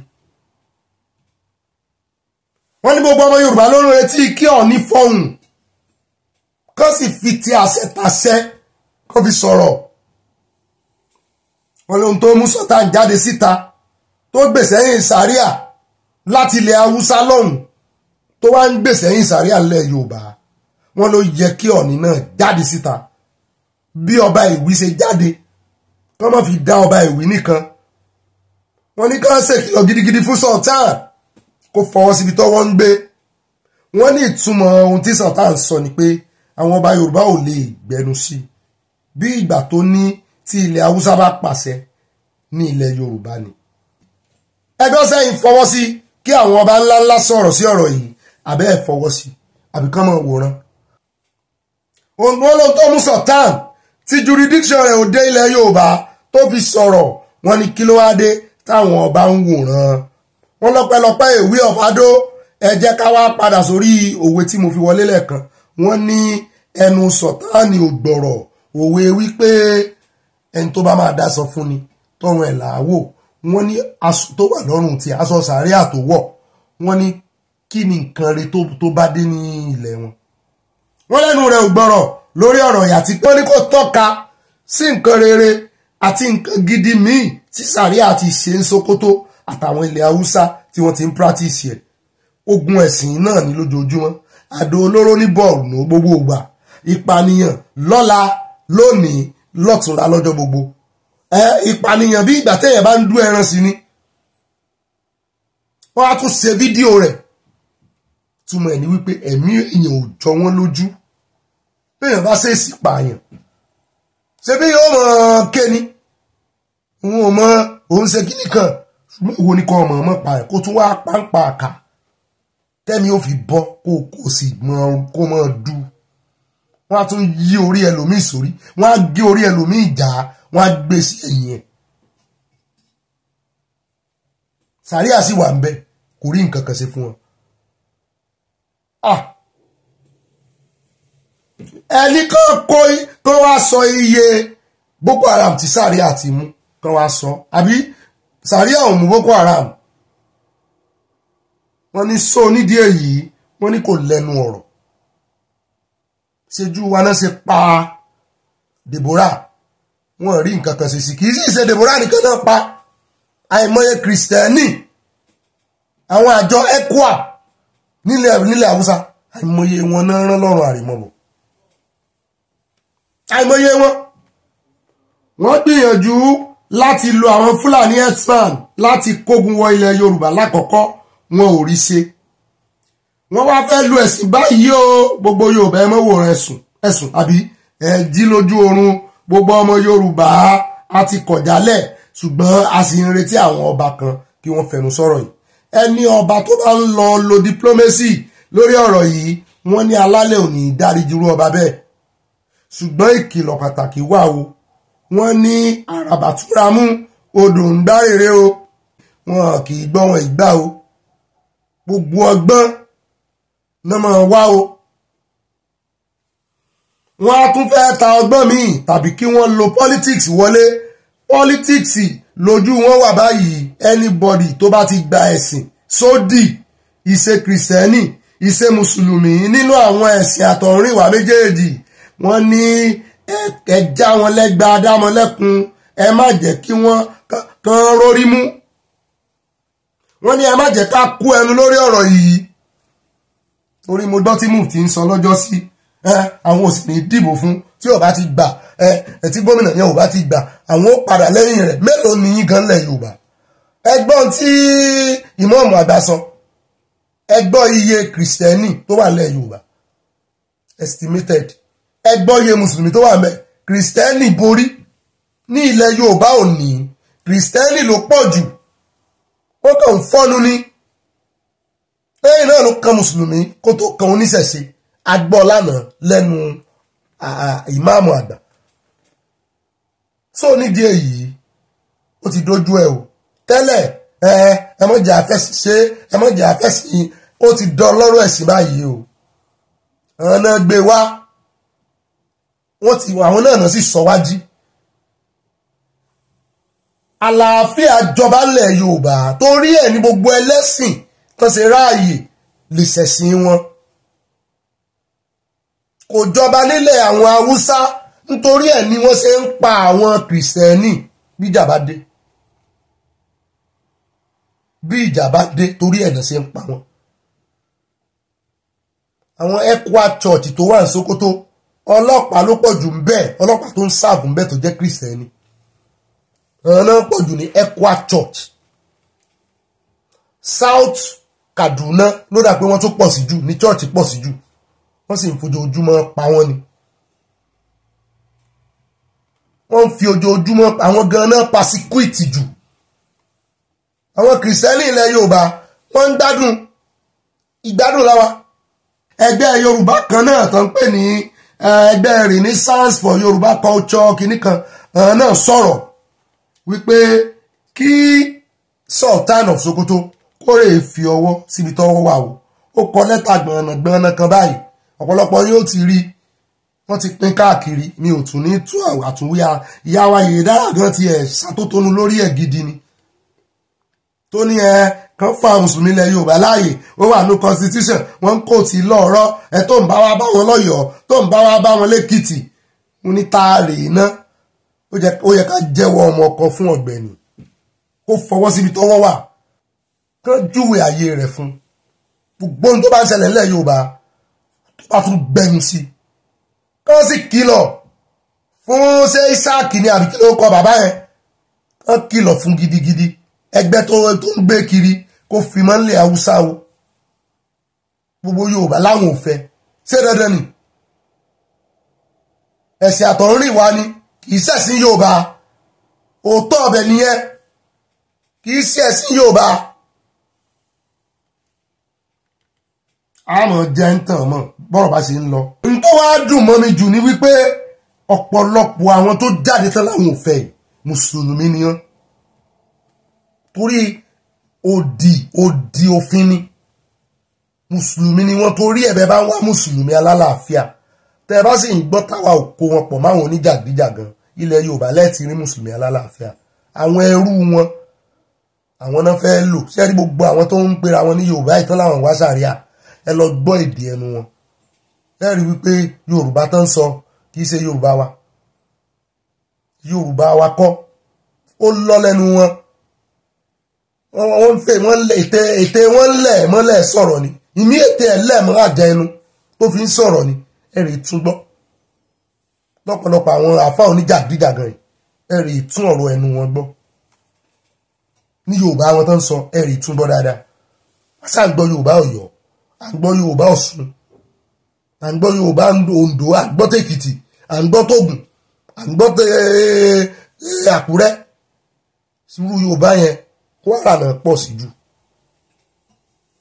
á sojú abẹ́ǹkù lórí ilé àfẹ́ ni ẹ̀ ń ṣẹ̀sí yín kò sí èèyàn kankan tó dín yín lọ́wọ́ ọ̀pọ̀lọpọ̀ oníjàgídíjàgan náà àwọn àfáà ló tún dín àwọn ẹlẹ́sìn míì lọ́wọ́ wọ́n ń wò wọ́n ìran náà ni wọ́n ń sọ̀rọ̀ sọ́ba wọ́n ń sọ̀rọ̀ síjòyè wọ́n ń wò wọ́n ìran náà ni ṣùgbọ́n bẹ́yìn bá sọ̀rọ̀ sí èèyàn ẹ̀ máa ń mú un jẹ ẹ wá rò pé bẹ́ẹ̀ lẹ́sìn mi lè jẹ gbogbo Yorùbá ló fẹnu kò sórí eléyìí ẹni tí ò bá fẹnu kò ẹ ń bá jẹ́ ẹ gbọ́ díẹ̀ nínú tí ìmáàmù àgbà tán sọ lánàá nínú Quran pé kí bàbá tó jẹ́ mùsùlùmí kó wá fogúnlẹ̀ fún ọmọ méjì kíkan ti jẹ́ fún ọmọ mẹ́ta kíkan jẹ́ mùsùlùmí tó ń ṣe sàríà kíkan kó ti rèé gba Jésù kíkan kó ti rèé gba Ifá kan wá fẹ́ pín ogún kéyì tó jẹ́ mùsùlùmí tó jẹ́ gbọ́n wọn kó wá wọ́ wọn lọ sàríà wọ́n lẹ́ ẹ̀mọ́ tí sàríà sọ wọ́n ní ogún wọn ní pín ogún kan àwọn méjì yòókù eléyìí tó jẹ́ ọmọ tó ń ṣe mùsùlùmí tó ń ṣẹ̀sìn bàbá ẹ̀ tó kú wọ́n lòun nìkan ní sàríà ni wọ́n máa pín ogún ṣé ìjà yẹn ò wà ní wà ṣé kò ní bájà kò ní bá wá yóò bájà wá naturally gbogbo ẹ kò ní sí wàhálà ẹ mùsùlùmí nìkan náà bẹ́ẹ̀ irọ́ náà ń pa o irọ́ gidi ló wà ń di ẹ o gbogbo ẹ̀yin dẹ́ bá sì ń pè wà látàgónís kìíní kan wọ́n kò yé òye ìwọ gan ló yé òye ìwọ gan ló yé òye ẹ já kó lórí ìbẹ̀rẹ̀ gàrí ìròyìn pọ̀ ńlẹ̀ tá a fẹ́ mẹ́nubà lónìí o nínú ìròyìn míì tá a mọ̀ mẹ́nubà òun náà ni a lọ tààràtààrà sí ọ̀dọ̀ Minister for Education níbi tá a ti gbọ́ tí wọ́n sọ wípé wọ́n fẹ́ sọ ọ̀pọ̀lọpọ̀ àwọn colleges of education wọ́n fẹ́ sọ wọ́n di university mo ló dáa bẹ́ẹ̀ wọ́n lọ́mọ Nàìjíríà ò fẹ́ ṣiṣẹ́ tíṣà mọ́ tẹ́lẹ̀ ni tí wọ́n bá bí ọmọ tán bá bí pé kí ló fẹ́ dà lọ́la lọ́jọ́ iwájú ó lè lóun fẹ́ di tíṣà ṣùgbọ́n ọ̀pọ̀lọpọ̀ àwọn ilé ẹ̀kọ́ tíṣà ni ìjọba ti pinnu láti sọ di university báyìí nítorí wípé àwọn èèyàn ò ní interest nínú tíṣà mọ́ wọ́n ní tẹ́ ẹ bá dé college of education mi báyìí bá a ṣe ń sọ̀rọ̀ yìí wọ́n ní gbogbo àwọn ọmọ tó wà ń bẹ wọ́n ní wọ́n ju 1000 lọ ní wọ́n ní wọ́n ju 1000 lọ kì í tiẹ̀ ṣe Nàìjíríà ti dá kúrótómì wa tí bẹ́ẹ̀ bá ti lọ yunifásitì ó gbà pé òun mọ̀wé ju ẹni tó lọ polytechnic lọ ẹni tó lọ polytechnic náà ó gbà pé òun lọ ga ẹni tó lọ college of education ṣé bọ́ ṣe ń ṣe nù wọ́n ń ṣe bẹ́ẹ̀ economy tí oníkálukú ń drive ó yàtọ̀ iṣẹ́ ọwọ́ gangan ló ní private sector gangan ló ní private sector àwọn onídìgírì ṣe ọ́fíìsì àwọn tíṣà àwọn náà ní educational sector ṣùgbọ́n wọ́n ní tíṣà náà lè ṣe degree. This particular statement made by the Honourable Minister has actually generated a lot of reactions all over the country since that statement was made. But most importantly, I understand that the Honourable Minister came on board just barely about 3 months ago, and he is desirous at ensuring that education is actually being given the priority it deserves. And I think it is in the course of that, maybe he has carried out some assessments to have discovered that there are a lot of gaps when it comes to the issue of teachers' education, especially as it affects subscription, to colleges of education. And his prescription of conversion to universities is a statement he made out of the fact that he's looking for a solution, to that problem. But unfortunately, his prescription actually falls short of the solution or the panacea to that problem, because the fundamental problem is not just about colleges of education, it is about teacher education. And if we are talking about apathy, attrition, and low subscription, it is not just because we have them as colleges of education. Even in the faculties of education, we have low students enrollment. And the last a report of JAMB when they tried to take stock of subscription of students to courses across disciplines. And we discover in that report that agriculture and education, they come last because students don't want to be farmers and students don't want to be teachers. And that remains the problem. And even colleges that have been converted to university, we discover for them to be able to have students, many of them, they have to shift away from education and start getting students from other disciplines. And we cannot run away from this fact because government has actually not given teacher education the attention it deserves. So conversion to university is not actually the solution. It's not the solution. I hear you. And that brings me to my next question. You spoke about the data from JAMB showing that between 2019 and 2023, only about 211,000 applications were received for NCE programs. That's the Nigerian Certificate in Education, and even fewer admissions from that. Now, you have critics arguing that it reflects the lack of interest when it comes to teaching as a profession. So do you agree that the problem then lies in the perception of teaching? And also, how can we now make that profession more attractive without necessarily converting colleges of education to university? Yeah, that is where I'm going. When we look at these issues holistically, looking at what becomes the solution to this. And that is why I've said that government attitude to teachers has actually contributed to this over the years. This is not a problem that started 5-10 years ago. It's a problem that has started many years ago. And today, we continue to see the effect, the accumulation of the problems. And that is why it keeps manifesting when it comes to production of teachers. And that is why you discover that even students that have been given admission, to read education courses, from year 1, year 2, year 3, they still write down because they still want to move away. Even when they talk about admission of maybe 100,000 students, you discover that by the time they get to part 3, they have been reduced. Not just only in education, but also in the university. And if we are talking about the solution is for government to take teaching as a profession and to be able to treat teachers as professionals and give them the right condition of service that will make people to be able to go into teaching. And when the minister was making a comparison with other climes, other nations, he also should have made comparison on the basis of how do they treat their teachers in this country. If we go to some other countries in Europe that we usually like to make comparisons, we are looking at comparison in terms of structures of the system of college of education, but we are not looking at making comparison at the level of the conditions of service, the condition that we give to teachers, those who become teachers eventually. And this has become the problem we have today. And if we are talking about that, colleges of education remains very, very, very important. And the reason is because you cannot have a country where you do not have a factory, because it's like a factory where you manufacture the teachers that will take care of the basic level of education. It is not every graduate that can teach at the level of the basic level. Students that pass through college of education, they have been well tutored at the level of the pedagogy of what it takes to teach at that level. And that is why it is not just a kind of opportunity for just anybody that calls himself or herself a graduate. But what we find in our schools today is we find teachers that are not qualified. And more than 295,000 teachers have been identified not to have been qualified, but they are teaching in our schools. And yet we have colleges of education where we do not have enough students to come into the system to be able to beef up, as qualified teachers to teach in these institutions. Therefore, if we are looking at the use of the name as a solution, then we have not started to address the problem. No, let's go here. Ẹ jẹ́ wá lọ ní tààràtààrà ká lọ sórí ọ̀rọ̀ ti Mohbad. Ká gbọ́rọ̀ ibi tí ọ̀rọ̀ dádé dúró báyìí nítorí wọ́n ní Yomi Fabiyi ti jáde olóhùn ṣetán láti pẹtíṣàn ẹ̀ka ọlọ́pàá Èkó tó ń ṣèwádìí ikú olóògbé Mohbad.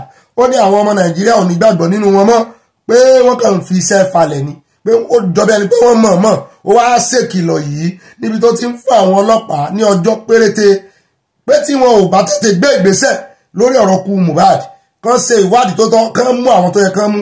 Ó ní àwọn máa fojú wọn gbolẹ̀ ojú wọn ó bò. Ó ní EndSARS náà sì rí tán pariwo.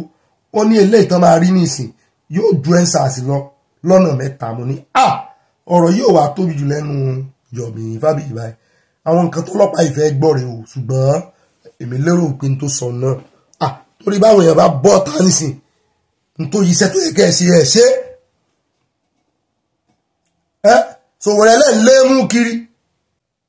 Bẹ́ẹ̀ náà ni bàbá Mohbad náà dẹnu sí máìkì wípé àlóhùn ti fọwọ́ sí òun fẹ̀rẹ̀ sí òun fi gbogbo ara sí báyìí kọ́rẹ́ invite àdúrà àbúrò olóògbé lẹ́yìn bá ní ọmọ rẹ mọ̀ ní ó ní kí ni fi ń ṣe èèyàn. Ó ní ẹ̀rẹ̀ invite ẹ̀wọ̀n àtìyàwó olóògbé. Ó ní wọ́n mọ nǹkan kan nípa kú ọmọ òun. Ó lóun ò kíà bóyá àbúrò olóògbé ni. Ìyá méjì mọ́ jókòó bẹ bàbá Mohbad. Wọ́n pa alákọ̀ọ́kọ́ mọ̀ tún fọwọ́ ara rẹ̀ ṣe ẹlẹ́ìmọ́ ní irọ́ sentiment ló wà ń di ẹ̀ wọ́n ní sentiment ló wà ń di ẹ̀ ẹ gbọ́ ṣé kí bàbá Mohbad mọ̀ wo àdúrà ràn kí làdúrà lè mọ̀ tí ò sọ àti pé ìyá Mohbad ti ń gbáwájú gbẹ̀yìn fún àdúrà yìí kí ló ti gbọ́ àṣírí wo ló wà lọ́wọ́ ẹ̀ ẹ gbọ́ ṣé kán mú ìyá Mohbad náà mọ́ kán mẹ́tẹ̀ẹ̀ta kúkú rè kán lè fèsì petition kán arrest wọn ó dà ẹ bá ń tẹ bí meeting yẹn ṣe lọ wọ́n ní voice note kan náà wà tán play báyìí bóyá ẹ bá ń tẹ ọ̀rọ̀ Yomi Fabiyi sí ó kú iṣẹ́ takuntakun ẹ̀jẹ̀ á gbèsè lẹ́yìn káwa náà bá fọn rere rẹ̀ bóyá àròjọ mùsùlùkùn pàápàá. To eat the politics, but if you fail to listen to the yearning of the public and you're making it look like we are irrelevant and not take decisive action with this new lead within 2 weeks, we will give ×3 of excess. We'll give ×3 of excess. I will never back down. We stand by I will never back down. I can tell you for free, you all know me, I will never back down. I will go straight and I will stand, even if I'm standing alone.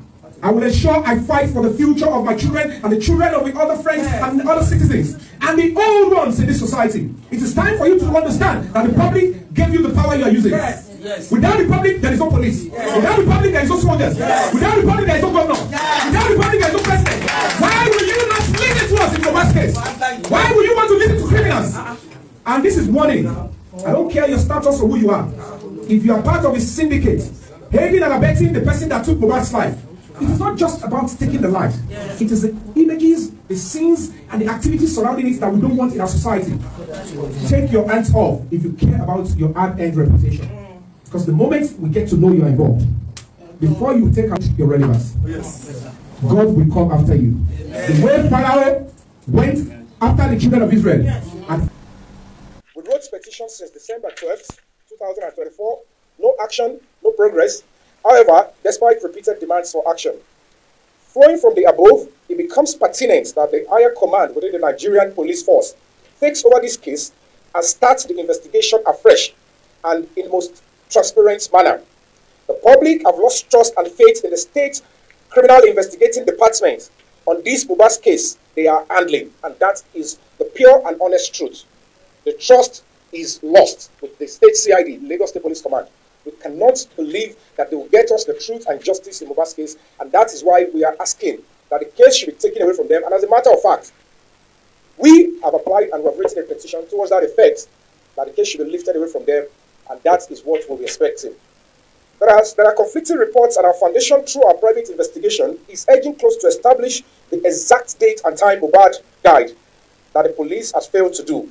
Unconfirmed reports and speculations already flying around is that Mohbad 11th of September 2023 and not the 12th that was previously announced. And he was brought in dead, and rigor are already setting for someone rushed to 2 hospitals within 10 to 30 minutes of his house respectively. And this is it.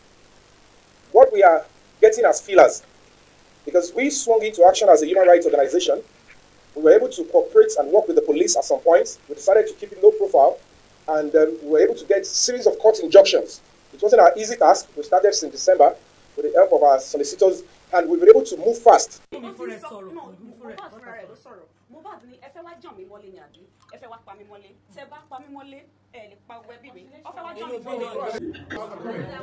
so he actually said it.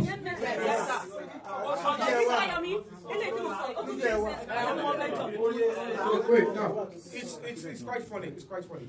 Even Mr. Yomi,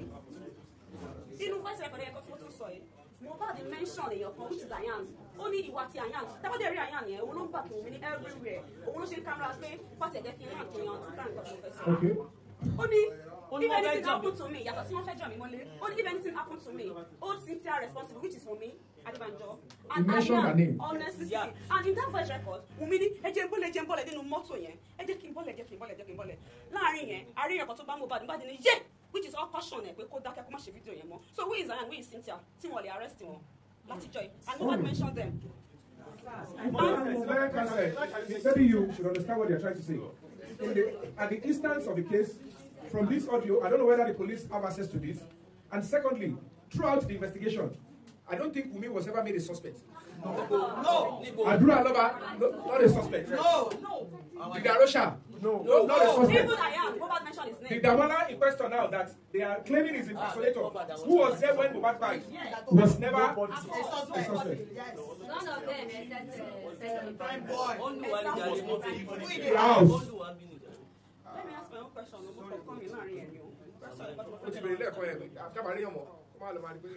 Is there another new person? Okay. It's not question. Concerning that voice note that she's talking about, I guess there's another one because the information they passed out was Mohbad has phobia for hospital. And we have a series of video where he is crying. I'm in the hospital. One treat me, you understand? So with this, I still believe the people around him, most especially the wife, has a lot of questions to answer. If there will be permission, let them play the voice so you can listen to it as well. Yeah, go ahead. Thank you. I don't want to die. Help me, if you don't want to die. Oh, you're possible by that. I don't want to die. Yo, that's when you want to go to the profession.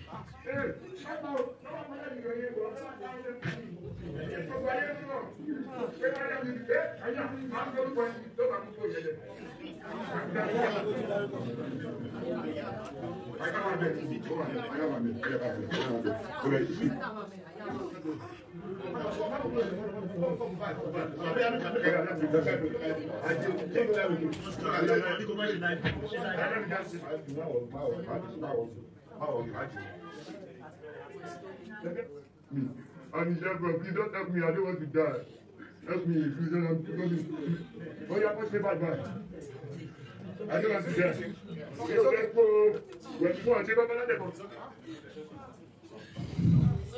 It's quite sad. He actually fought for his life.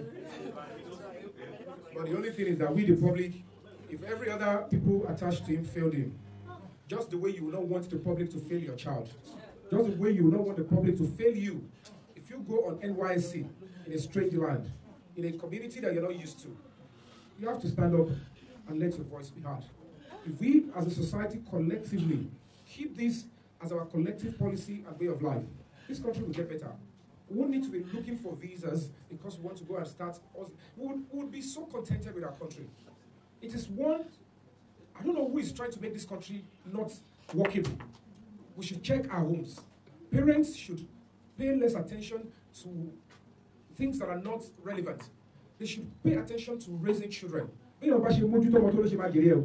Social media is grooming children now. We need to give time for our children and works. We need to start engaging and raising children the right way to counter the persecution and lies. They will do it. But I am telling you, don't back down. I am already sacrificing myself, whatever they like they should do with me. The public, you made me. You gave me the name I have. I want to give back to the public. And if whatever is going to be coming to me is persecution, attacks, lies, I will take it on your behalf. But please, don't let it go down the drain without you fighting. You must never, it's your country. The public will never go down. Ọ̀rọ̀ kíkọ́ kẹsẹ̀ ràgó ṣùgbọ́n gbogbo ibi tó bá kọjú sí wọ́n tó bá kọwájú sí ọkọ̀ ọ̀tá kó kẹ́yìn sí ọkọ̀ ọ̀tá tó bá kú wọn nìkan dèrò ara rẹ̀ pa gbogbo bí ó bá kọjú sí la fẹ́ ta ní Yomi Fábíyì fẹ́ tayò sí báyìí lórí ọ̀rọ̀ kú Mohbad àwa náà sì fọwọ́ sí àmọ́ bá fọn rere rẹ̀ ẹjá kó ń bẹ ẹjá sáré dé ọ̀dọ̀ àwọn IPOB ẹjá lọ sí appeal court of appeal wọ́n ní wọ́n ti dá wọn ní ẹ̀bi again 2017 lábẹ́ Malam kí lórúkọ Anthony for Justice àbí kí náà máa ń pè wọ́n náà 2017 nílé ẹjọ́ gíga ti kọ́kọ́ proscribe ẹgbẹ́ IPOB lẹ́yìn ìgbà tán proscribe ẹ̀ náà wá ń lé ọ̀gá wọn Nnamdi nígbà tán rè wá abduct torí wọ́n ní wọn kì í yẹn sára ẹ̀sìn wọ́n náà abduct ẹ̀ ni nígbà tán wá mú láti Kenya kan náà ti rè abduct ẹ̀ náà wá ṣẹ̀ wá fẹ̀sùn kàn ṣùgbọ́n ilé ẹjọ́ gíga kan míì ní Enugu àwọn wá tún ẹjọ́ yẹn dá wọ́n wá sọ wípé kò sí ní tó jọ àwọn wá yí ẹjọ́ wọ́n yí padà pé IPOB wọn yìí ṣe ẹgbẹ́ agbésùnmọ̀mí túmọ̀ prescribe nìyẹn ṣùgbọ́n àwọn yẹn sì ń dúró lórí ìjọba ń dúró lórí ẹjọ́ tí ilé ẹjọ́ gíga Àbújá dá àwọn IPOB ń dúró lórí ilé ẹjọ́ tí ilé ẹjọ́ gíga tìpínlẹ̀ tó dá tìpínlẹ̀ ló sì ní jurisdiction torí gbogbo ìṣẹ̀lẹ̀ IPOB ilẹ̀ Ìgbò ní ti ń ṣẹlẹ̀ tìpínlẹ̀ náà ló ní jurisdiction àṣẹ̀yìnwá àṣẹ̀yìnbọ̀ wọ́n bá wọ́ra wọn lọ sí appeal ilé ẹjọ́ kò tẹ́mi lọ́rùn ṣùgbọ́n báyìí ilé ẹjọ́ kò tẹ́mi lọ́rùn wá gbé ẹjọ́ tí ilé ẹjọ́ gíga Àbújá dá wípé ẹgbẹ́ agbésùnmọ̀mí tó ti declare àwọn yẹn òun náà ní òun náà wọ́n tún fi wá ẹ̀sùn sí Nnamdi Kanu lẹ́sẹ̀ ni wọ́n tún fi wá ẹ̀sùn ni torí ká ní wípé IPOB jàre léyìí ká láwọn ni wọ́n jàre ń bí wọn ní pẹ́ fi Nnamdi Kanu lẹ̀ wọ́n ní pẹ́ fi lẹ̀ torí tí ẹjọ́ yẹn dáńgbà yẹn ni pé self determination kì í ṣẹ̀ṣẹ̀ ṣùgbọ́n ṣé wá rí nǹkan kan wọ́n ní kíní kan bàjá ò jẹ́ apá ẹ̀ gòjù tán lọ ṣé ẹ rí ibi tí ọ̀rọ̀ ti wọ́ wá níbi tí àwọn kan tó ti ń pera wọn ní ẹgbẹ́ IPOB ẹgbẹ́ ESN tó ń gbé ìbọn tán láwọn fẹ́ dojúkọ Nàìjíríà ìjọba Nàìjíríà ojú egbò tí ò sì tí ì sàn tán ni lórí ọ̀rọ̀ ogun abẹ́lé alákọ̀ọ́kọ́ wọ́n fi wẹ́pọ̀n hàn gbogbo ayé náà àwọn kan ń kí wọ́n mẹ́sàn-án mẹ́wàá nígbà náà wọ́n pa àwọn àmì wọ́n sọ ẹ̀ wọ́n tún sọ síta pa àwọn làwọn pa pé kán kó lórí ilẹ̀ àwọn wọ́n ń declare sit at home ìgbésẹ̀ yẹn gangan níjọba rí tí wọ́n fi declare àwọn gẹ́gẹ́ bí ẹgbẹ́ agbésùnmọ̀mí torí àwọn náà declare war ìyẹn ti kúrò ní self determination ẹ lọ kàwé self determination dáadáa òfin náà fi ń wá self determination ìlànà náà fi ń wá self determination kì í sì í ṣe ẹ̀sìn torí Nàìjíríà gan tọwọ́ bọ̀wé ní UN lórí ọ̀rọ̀ self determination ṣùgbọ́n ìwọ tó bá ń wá òmìnira náà ìwọ náà ní responsibility lábẹ́ bó ti lè wù ó rí o gbọ́dọ̀ gbé ìbọn lòdì sí state of sovereignty tó ti fẹ́ gbòmìnira torí ẹ̀ mo ṣe máa ń wo àwọn kan tí òye pé ẹni tó fẹ́ sun tó ń fepo para lọ́rọ̀ IPOB wọ́n fẹ́ ṣàkóbá yẹn náà fún Yorùbá nìsan látara àyà tí mi ò fẹ́ dárúkọ èèyàn kankan bí ra torí mi ò ní personal vendetta pẹ̀lú anybody mi ò lórí ìrìn àjò òmìnira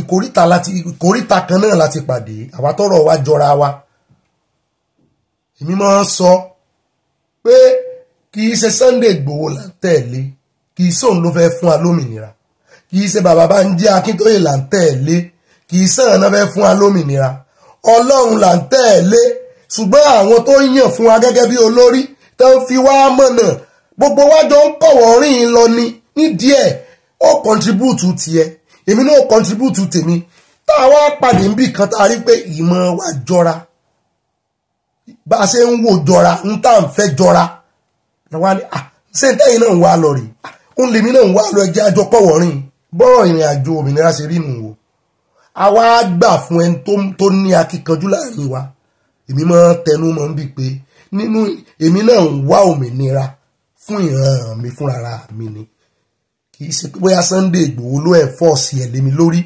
kì í ṣe pé bóyá Sunday Igboho ló ṣe ń pàrọwà fún mi mo mọ ẹ̀tọ́ bẹ́yìn ṣe mọ ẹ̀tọ́ ṣùgbọ́n a wá rí wípé bí òmìnira lèmi ń wá ẹ̀yin náà ń wá òmìnira àwọn náà ń wá àwa pàdé ní ibùsọ̀ kan wá rí pé ibìkan náà la mọ̀ ń lọ tẹ́mi ń wá lẹ́yìn náà ń wá ọwọ́ ta ni máàpù wà àwa rí pé ó wà lọ́wọ́ bàbá Akíntóyè bàbá Akíntóyè ọwọ́ yín máàpù wà ó ti dá a báhùn Sunday Igboho yìí oníkìwà láyà pé kò ní sí ṣòro torí ní ọ̀pọ̀ ọ̀gbà a lè fẹ́ mọ́ sójó ẹ̀ńsọ kíní ń bà ìlẹ́rù àwa gbà fún àwọn méjèèjì pé Ọlọ́run tó fẹ́ fún wa lómìnira yìí látara àwa gbà fún Ọlọ́run látara wọn bọ́rọ̀ òmìnira ṣe rí nìyẹn o ìwọ tí ò bá tí rí bẹ́ẹ̀ fún o tí bẹ̀rẹ̀ ìrìn àjò sórí tí ó wà jẹ́ easy nù ó rí wípé ńgbà tí ìyá ọjọ́ sí tó ṣì àwọn kan lọ́nà gbogbo wọn nísìn bí ìyá yẹn ṣe dákẹ́ báyìí tí ò sọ nǹkan kan mọ́ gbogbo wọn náà wọ́n wọ̀ sí bí ọbẹ̀ ẹnu sàásù wọ́n wọ̀ sí ìmí ìfẹ́ padà sí ọ̀dọ̀ bàbá Akíntóyè nísìn ojú ń gbà àti nídìí èyí aṣáàdúpẹ́ wípé wọ́n rí Yorùbá nation kò bá wọ́n rí wọ́n proscribe Yorùbá nation nítorí pé Yorùbá nation ò gbébọn lòdì sí state Yorùbá nation ò declare síta tó Yorùbá nation sọ pé ẹ̀rì máa pa àwọn ọlọ́pàá Yorùbá nation sọ pé ẹ̀rì dojú ìbọn kọ àwọn àmì Yorùbá nation kó nǹkan ogun jáde èmi ò mọ̀mọ́ bí mi bóyá ní o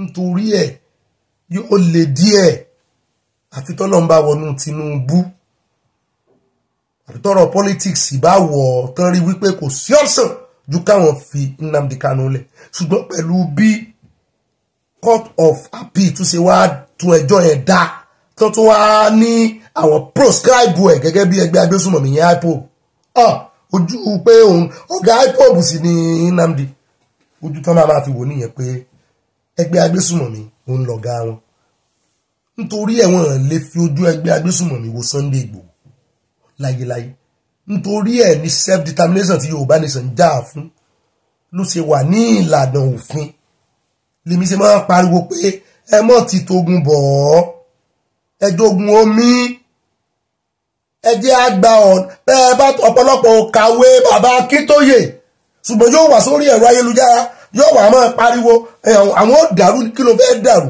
ṣé bàbá Adé Akíntóyè ránṣẹ́ pé kò rèé dàrú ṣé Sunday Igboho ránṣẹ́ ọjọ́ tí Sunday Igboho ti ń ṣe kínní kò rálì náà ni wọ́n ti ẹ̀tún bú pé yín tún lọ máa ń gbàṣẹ lọ́dọ̀ ìjọba fún rálì kẹ́ ẹ bá a mọ̀ wípé law abiding citizen ní Sunday Igboho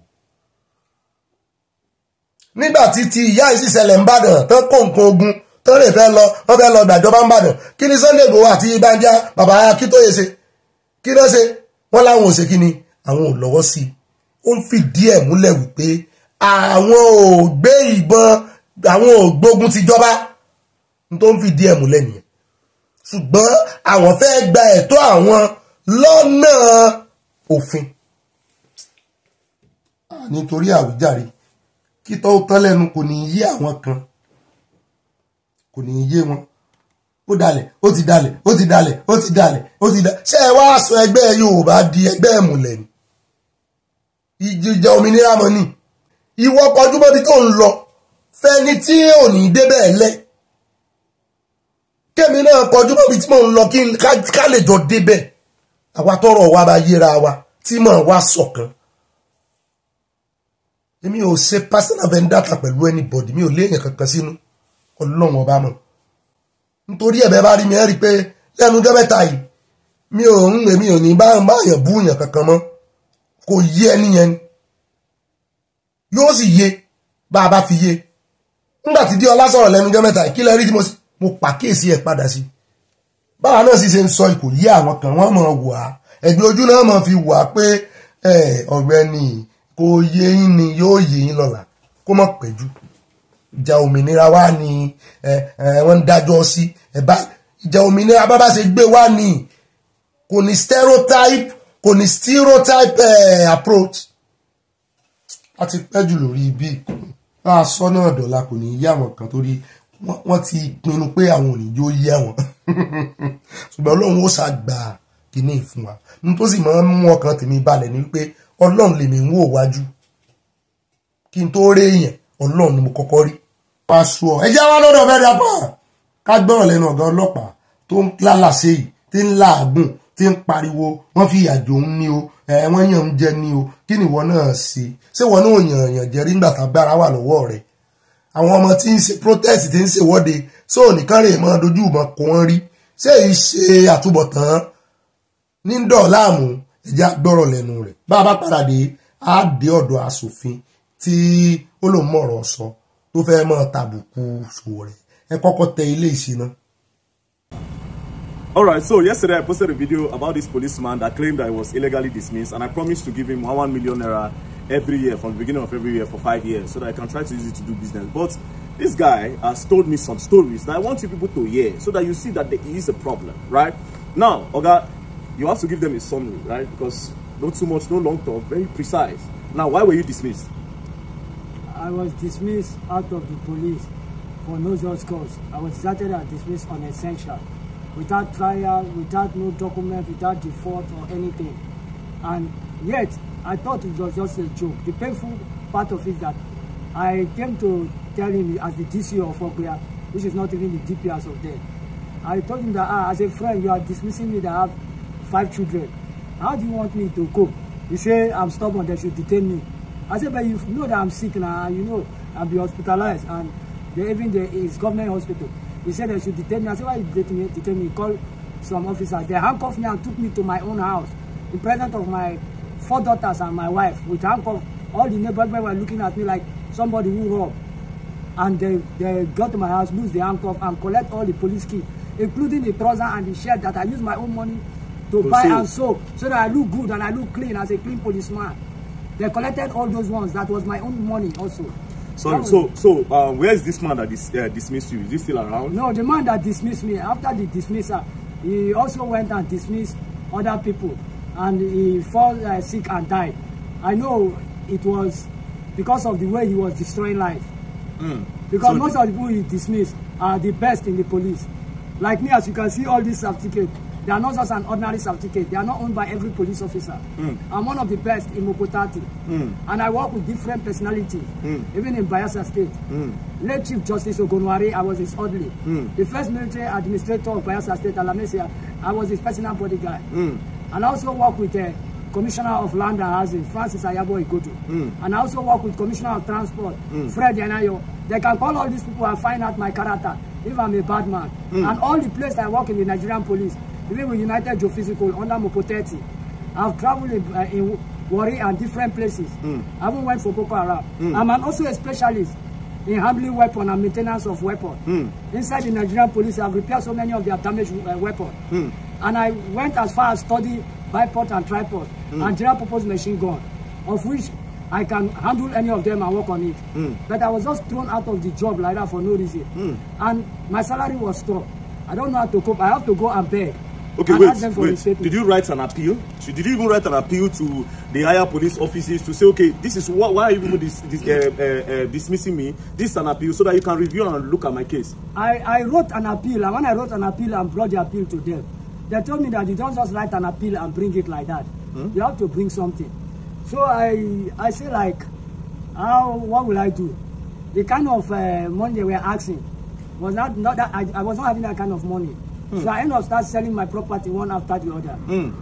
As I keep selling my properties, my wife was angry and telling me that you can't leave this police work and do another work. I said, no, this is a work I love so much. And you have studied for it. Is to save lives and property. And I have that intelligence to fight crime. And anywhere I'm working, crime cannot happen in that place. That is the kind of force I have. So they asked you for money? So they asked me for money. And it's not just an ordinary money. We are talking about 200, 400,000. And it got to a stage that when my property, so many property have been sold, nothing in my house, and I could not afford to pay the house rent. My wife left with all my children. And that is what made me to go to the village. When my father saw me, VP, rise, and that is how he collapsed and died with my mom. And my elder brother, as the breadwinner of the house, I couldn't afford his drugs again. That is how he died out of maintenance. So even now to communicate my children, because there's no money. As I'm talking to you, I don't even have a phone of my own. No worry. That phone, we'll buy you phone before you come out here. So, no worry. Now, to the important part, yeah? When we were inside, you told me something. You have to tell them, even though you know go one talk now. But the government need to know that the people where they train, if they treat them like this, they will be weaponized against us. So, you say you've been the repair guns for some people. Yeah, when I couldn't pay house rent, I was thrown out to the street and my wife left. I went to somewhere. No call the place, so I went to somewhere in the street where people spend 24 hours. You will see people day and night. Every kind of business go on. So when I went to that place, so along the line, some people discovered and they came to me when I I could not be able to have something to eat for like 2 days. I was so weak where I was sitting. So they came to me and said, say they heard that I'm an ex-policeman. Can you help us and work this rifle? So when they brought a rifle, and that's where I saw this bipod machine gun, and it was damaged. So because of the starvation, you fix it. I say, before I talk anything, when I find one thing I will eat. So instantly, that was the first time I eat a good meal. They went to fast food, Kilimanjaro, and bought me food worth 3,500 with chicken. I was having joy like I was in heaven. After eating that food, the joy in that food, I could not be able to tell them no. So I fixed that rifle. Even the pin that was damaged, I constructed pin and fixed it back for them. And I was surprised. Just that 2 rifles that I fixed, they gave me 60,000 naira cash. The money was like $1 million in my hand. So I was so happy. The next time they now come to invite me that they want me to go with them to their camp, that they will be paying me 250,000 every month. So when they told me that thing, I now started investigating which kind of camp, which kind of job. That's where I find out that these are militants. I said, but you have done amnesty and all the rest. So I would think about it. From thinking about it, I changed location. Which year was this? This happened close to, that was November last year. November last year? Yeah. Wow. Now, I will cut you short, right? You have said the most important part. The police need to look for a way. Like I said, I know the IG. I don't want to do any other job apart from this. Apart from the police job. Yeah, now, when did you enter the police, which is important? What year? I joined the Nigerian police January 1st, 2001. 2001? Yeah, January that means 1st. 2001 till 2021 is 20 years. 2021 till now is 24 years. Yeah, so you have about 11 more years to still be in service. To serve the Nigerian police. Okay, so but if you can get your job now, you'll be happy. I will be the most happiest person, and I will make the police proud, and they will be proud of me, and they will not regret having you in the having force. me back in the force. Okay. I need the Inspector General of Police to tender mercy and see to my matter and help me with a human hand and help me so that I will help so many Nigerians that are out there. All right. So now, the good part is that God have touched this man's heart, because to be honest, he gave where they will push you go, you will continue for there. He had an offer to work for 250,000. But the man still no even do one. You understand? Because he learns all these skills from the police so that he can combat crime, not to join them to do crime. Do you understand? Now I have decided, I say 1 million every year, right? That's like 5 million for 5 years. But still on still, it will still not make this man happy unless if he's back working for the Nigerian police, because he wants to work. And see, there are different letters. This is certificate for different things. These letters and all the appeal he has written to the police. That means this man is genuine. He even has one particular letter where they said police, the former IG begged all the police that were dismissed, that were not dismissed by armed robbery or loss of arms, those for minor offense, that should come back to police. I rushed and I also applied. Yet they didn't call me. That paper too is also. I saw that paper at that time. I saw it. Yeah, let me. Can you imagine? We go to command. Anyways, he said this is like a letter. And 2020, the Inspector General of Police was Alkali. Yes, I think it was Alkali. Former IG retired. Is he retired? I don't know. But anyways, hopefully the IG of Police will definitely see this video. I'm very sure because he sees my video. Okay, this one is clearer. Yes, so this one is clearer. Yeah, this is direct from the Inspector General of Police. So after this one, you still wrote an appeal? Applied. Nothing. Appeal. Then they didn't call me back. Not that I commit crime or I steal or absent of duty. All right, so Nigerians, let's we'll gently follow the case. Okay, don't worry. Like I said, we'll go buy your phone now before you go. So we'll gently follow this case. Then we'll see. I did see my video, but if you don't see him, I will go in your office, go meet him. You understand? Anyways, peace and love. Oh no, let's go yo. Eja pombe ká lọ sí Ọlọ́run kò yọ. Yorùbá yo ṣàánú rẹ̀. Be da kan ti lohun fún lówó. Eja lọ sọ́dọ̀ asòfin tó ní òun ló ń dárúkú ti òfin tán fi fún IGP ọ̀gá ọlọ́pàá ní elongated term. Pé bó ti ẹ̀ jẹ́ wípé ó yẹ kí wọ́n ti retire, ṣùgbọ́n àwọn ti tún òfin ṣe bóyá Sowore ó mọ̀ àti wípé Sowore kò sọ̀rọ̀ bí èèyàn. Mo ní bóun ló ṣe wá ń sọ̀rọ̀. Èmi kọ́ ni wọ́n ṣàlàyé tó sọ. Ẹ jẹ́ àdọ̀fi tí ara wa gbọ́. Torí ń tutọ́ sókè, ń fojú gbà, ń sọ̀rọ̀ prapra bí typewriter. Ẹ tẹ̀sí ilé agbára ẹ̀jẹ̀ àjọ mójú débi. It's laughable, first and foremost, for Sowore to say that the appointment of the IG is illegal and the IG is acting illegally. It's laughable. It's not, that statement to me was not meted on the Nigerian police force. It was meted on the National Assembly of the Federal Republic of Nigeria. Why did you say so? Because, one, let me talk about my qualification to be here. At the risk of allowing people to misrepresent me as a mouthpiece of the Nigerian police, no. It wasn't an executive bill to correct that impression. 2020 Police Act that was signed by President Buhari on the 16th of September 2020 was a bill single-handedly sponsored by me in the House of Representatives in the 9th Assembly. So you were behind it? I was the single-handedly. It has no co-sponsor. It was a member-sponsored bill as a result of Femi Bajabiamila's commitment to ensure security reforms. And I took up the bill, I took up the matter, I sponsored it on the floor of the House. It was concurred by the Senate and signed by former President Buhari on the 16th of September 2020. Was IGP Kayode Obutokuna, I don't even know his other surname, was he the Inspector General of Police when this bill was sponsored in 2019 to 2020? Was it DCP at that time or signed a DCP and CP. Then why are you personalizing it to the present IG? The reason for insertion, before I come to Sowore's whatsoever, I don't find his statement as a human being making such statement. This bill was signed into law by the former president, not President Aswaju, for people to bring technical sentiment to it that it was aimed at elongating or extending the tenure of the present Inspector General of Police. It was signed during Mohammed Adamu as an Inspector General of Police from the north, from Nasarawa State. What was the rationale behind myself and members of the 9th Assembly in ensuring that tenure is being provided for in the Police Act of 2020 that was signed by President Buhari? First, we noticed the provision of the Police Act. It was an old version. It was a Police Act of 1947, before the independent Nigeria, where it was put together, fashioned, and made a Police Act of 2019. Then we said, no, we cannot be saying we want internal security, we want police reform, and yet our Police Act is a Police Act of pre-colonial Nigeria. And now the clamor for state police was there too. I said, let us be very fast in saving the Nigerian people. Let us reduce the number of time if you are arrested from prosecution from 48 hours to 24 hours to ensure people's freedom. That is what, with utmost respect, that man is benefiting today.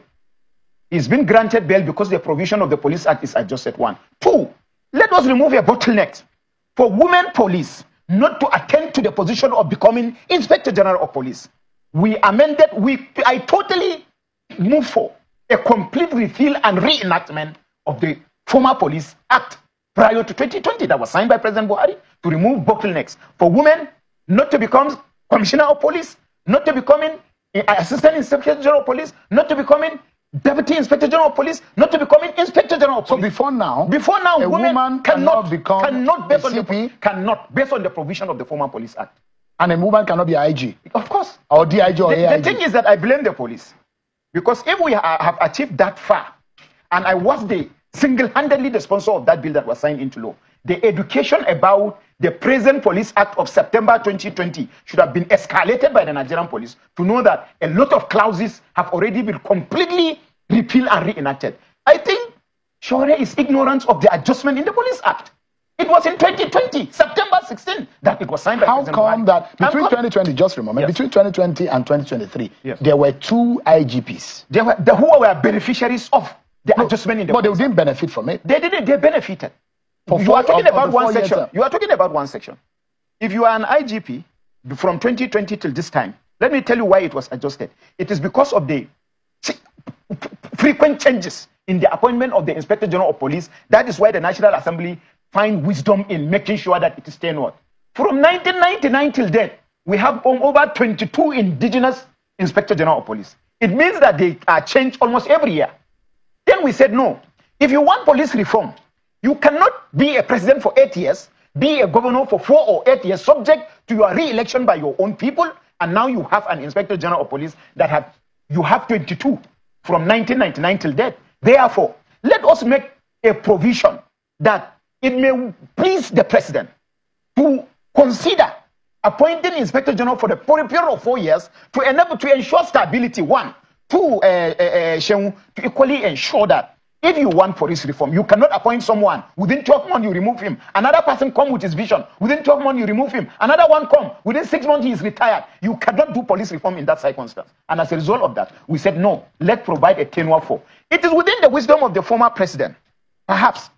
That is why my own and our own in the National Assembly is to make law for the good of this country. We have done that. If the two previous Inspector General of Police did not benefit from that, I think it is within the powers of the executive to ensure that that section is properly interpreted and implemented. I give kudos to President Asiwaju Bola Ahmed Tinubu for whosoever that want to misrepresent his action. So to ensuring that... Honorable, the question is that if in the last 4 years, right? Yes. The law was amended 4 years ago. Yes.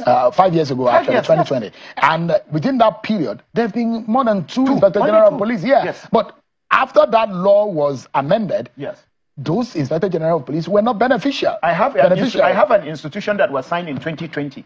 Conversion of Federal University of Education from a status of Federal College of Education to a status of Federal University. A bill also single-handedly sponsored by me, that the process of implementation took Federal Ministry of Education up to last year, September, October, before they moved to change the nomenclature of that. So it was Buhari that did not implement. That is it. But the law says that an IG position should be tenured.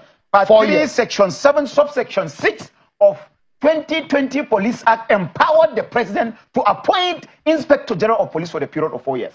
It wasn't implemented, it's been implemented now. Where was Sowore when the bill was signed by President Buhari in 2020 during the so-called NSAS? Why have he not gone to media? Why have he not criticized the provision of that particular clause, part 3, Section 7, subsection 6? Have he been deaf and dumb? I expect him as a learned person in Nigeria to have known that the Police Act was signed in 2020. lẹ́nu amukumẹ́kọ̀ yìí kì í ṣẹjọ́ rẹ̀ kì í sì ṣẹbi rẹ̀ ṣùgbọ́n tí Sowore ń sọ ni wípé òun ò sọ pé kò sófin ṣùgbọ́n sẹ́ni tó ti rìtáyà àmì ẹni tó ti tó rìtáyà ṣé òfin rìtáyàmẹ́ǹtì náà wà ń bẹ́ẹ̀ bí ẹni tó ti tó rìtáyà ṣé bẹ́ẹ̀ lómi wà lẹ́yìn ẹ̀ tó yẹ kó benefit 4 years tí Sowore ń sọ nìyẹn eléyìí kan wà á tutọ́ sókè yìí fojú gbà ni kò mọ nǹkan kan tí ń sọ ara ní nǹkan ilé ẹjọ́ ò bọ̀ràn dá sí Sowore tó sọ̀rọ̀ ó mọ tí ń ṣe ó sì mọ tí ń sọ tí Sowore ń sọ náà ni wípé èrò pọ̀ tó yẹ kó bọ́ sípò yẹn tí wọ́n sì ní ọjọ́ nínú iṣẹ́ ìjọba tán tí ọjọ́ wọn ò tí ì dé di rìtáyámẹ́ǹtì ó dà á mọ̀ fún yín lọ́pdẹ̀tì bá ṣe ń lọ ẹ jẹ́ àpò lọ́dọ̀ ta pírátà yìí. ó náà lẹ ti gbọ́ yẹn o ṣùgbọ́n èmi mọ̀ pé Sowore ò ní pẹ̀yìn dà Sowore ò lè mọ̀ òfin kó tó gbégbèsè rẹ̀ kó tó máa sọ̀rọ̀ àwọn lọ́ọ̀yà tó sì kó sẹ́yìn náà láti chamber bàbá Fẹ́mi Fálànà wọn ni ó dà á mọ̀ wo tọrọ ó bọ̀ sí á mọ̀ wo ẹni tó wà lójú ọpọ́n á mọ̀ wo ẹni tó jàre àtẹni tó jẹ̀bi ẹni tó mòfin ẹni tí ò mòfin a fẹ́ mọ̀ ó dà ní rí jù báyìí lọ nínú abala ìròyìn ọlọ́mọ̀lú tò ní oníyànṣe ọlọ́bẹ̀ṣẹ́ àtàfẹ́jẹ́ náà a kó àìbínú o èmi gan mọ̀ pé ohun ilé ìlà díẹ̀ tá a fi parí ìròyìn lónìí adúpẹ́ lọ́wọ́ Ọlọ́run mírèkù ni Ọlọ́run àti ẹni tó rè lá gbogbo nǹkan tí bá ń pè lólẹ̀ èmi gan wọlé báyìí mo rà taare mo rí orógbó mo rí jíńjà mo rí ataalẹ̀ náà atáàgùn gbogbo ẹ̀ pọ̀ èmi gan ti di babaláwo òjijì báyìí nù lé mi kí n máa dáfá ló bá kí n máa dáfá sórí ẹ̀ ló kú báyìí ṣùgbọ́n n ò mọ fádá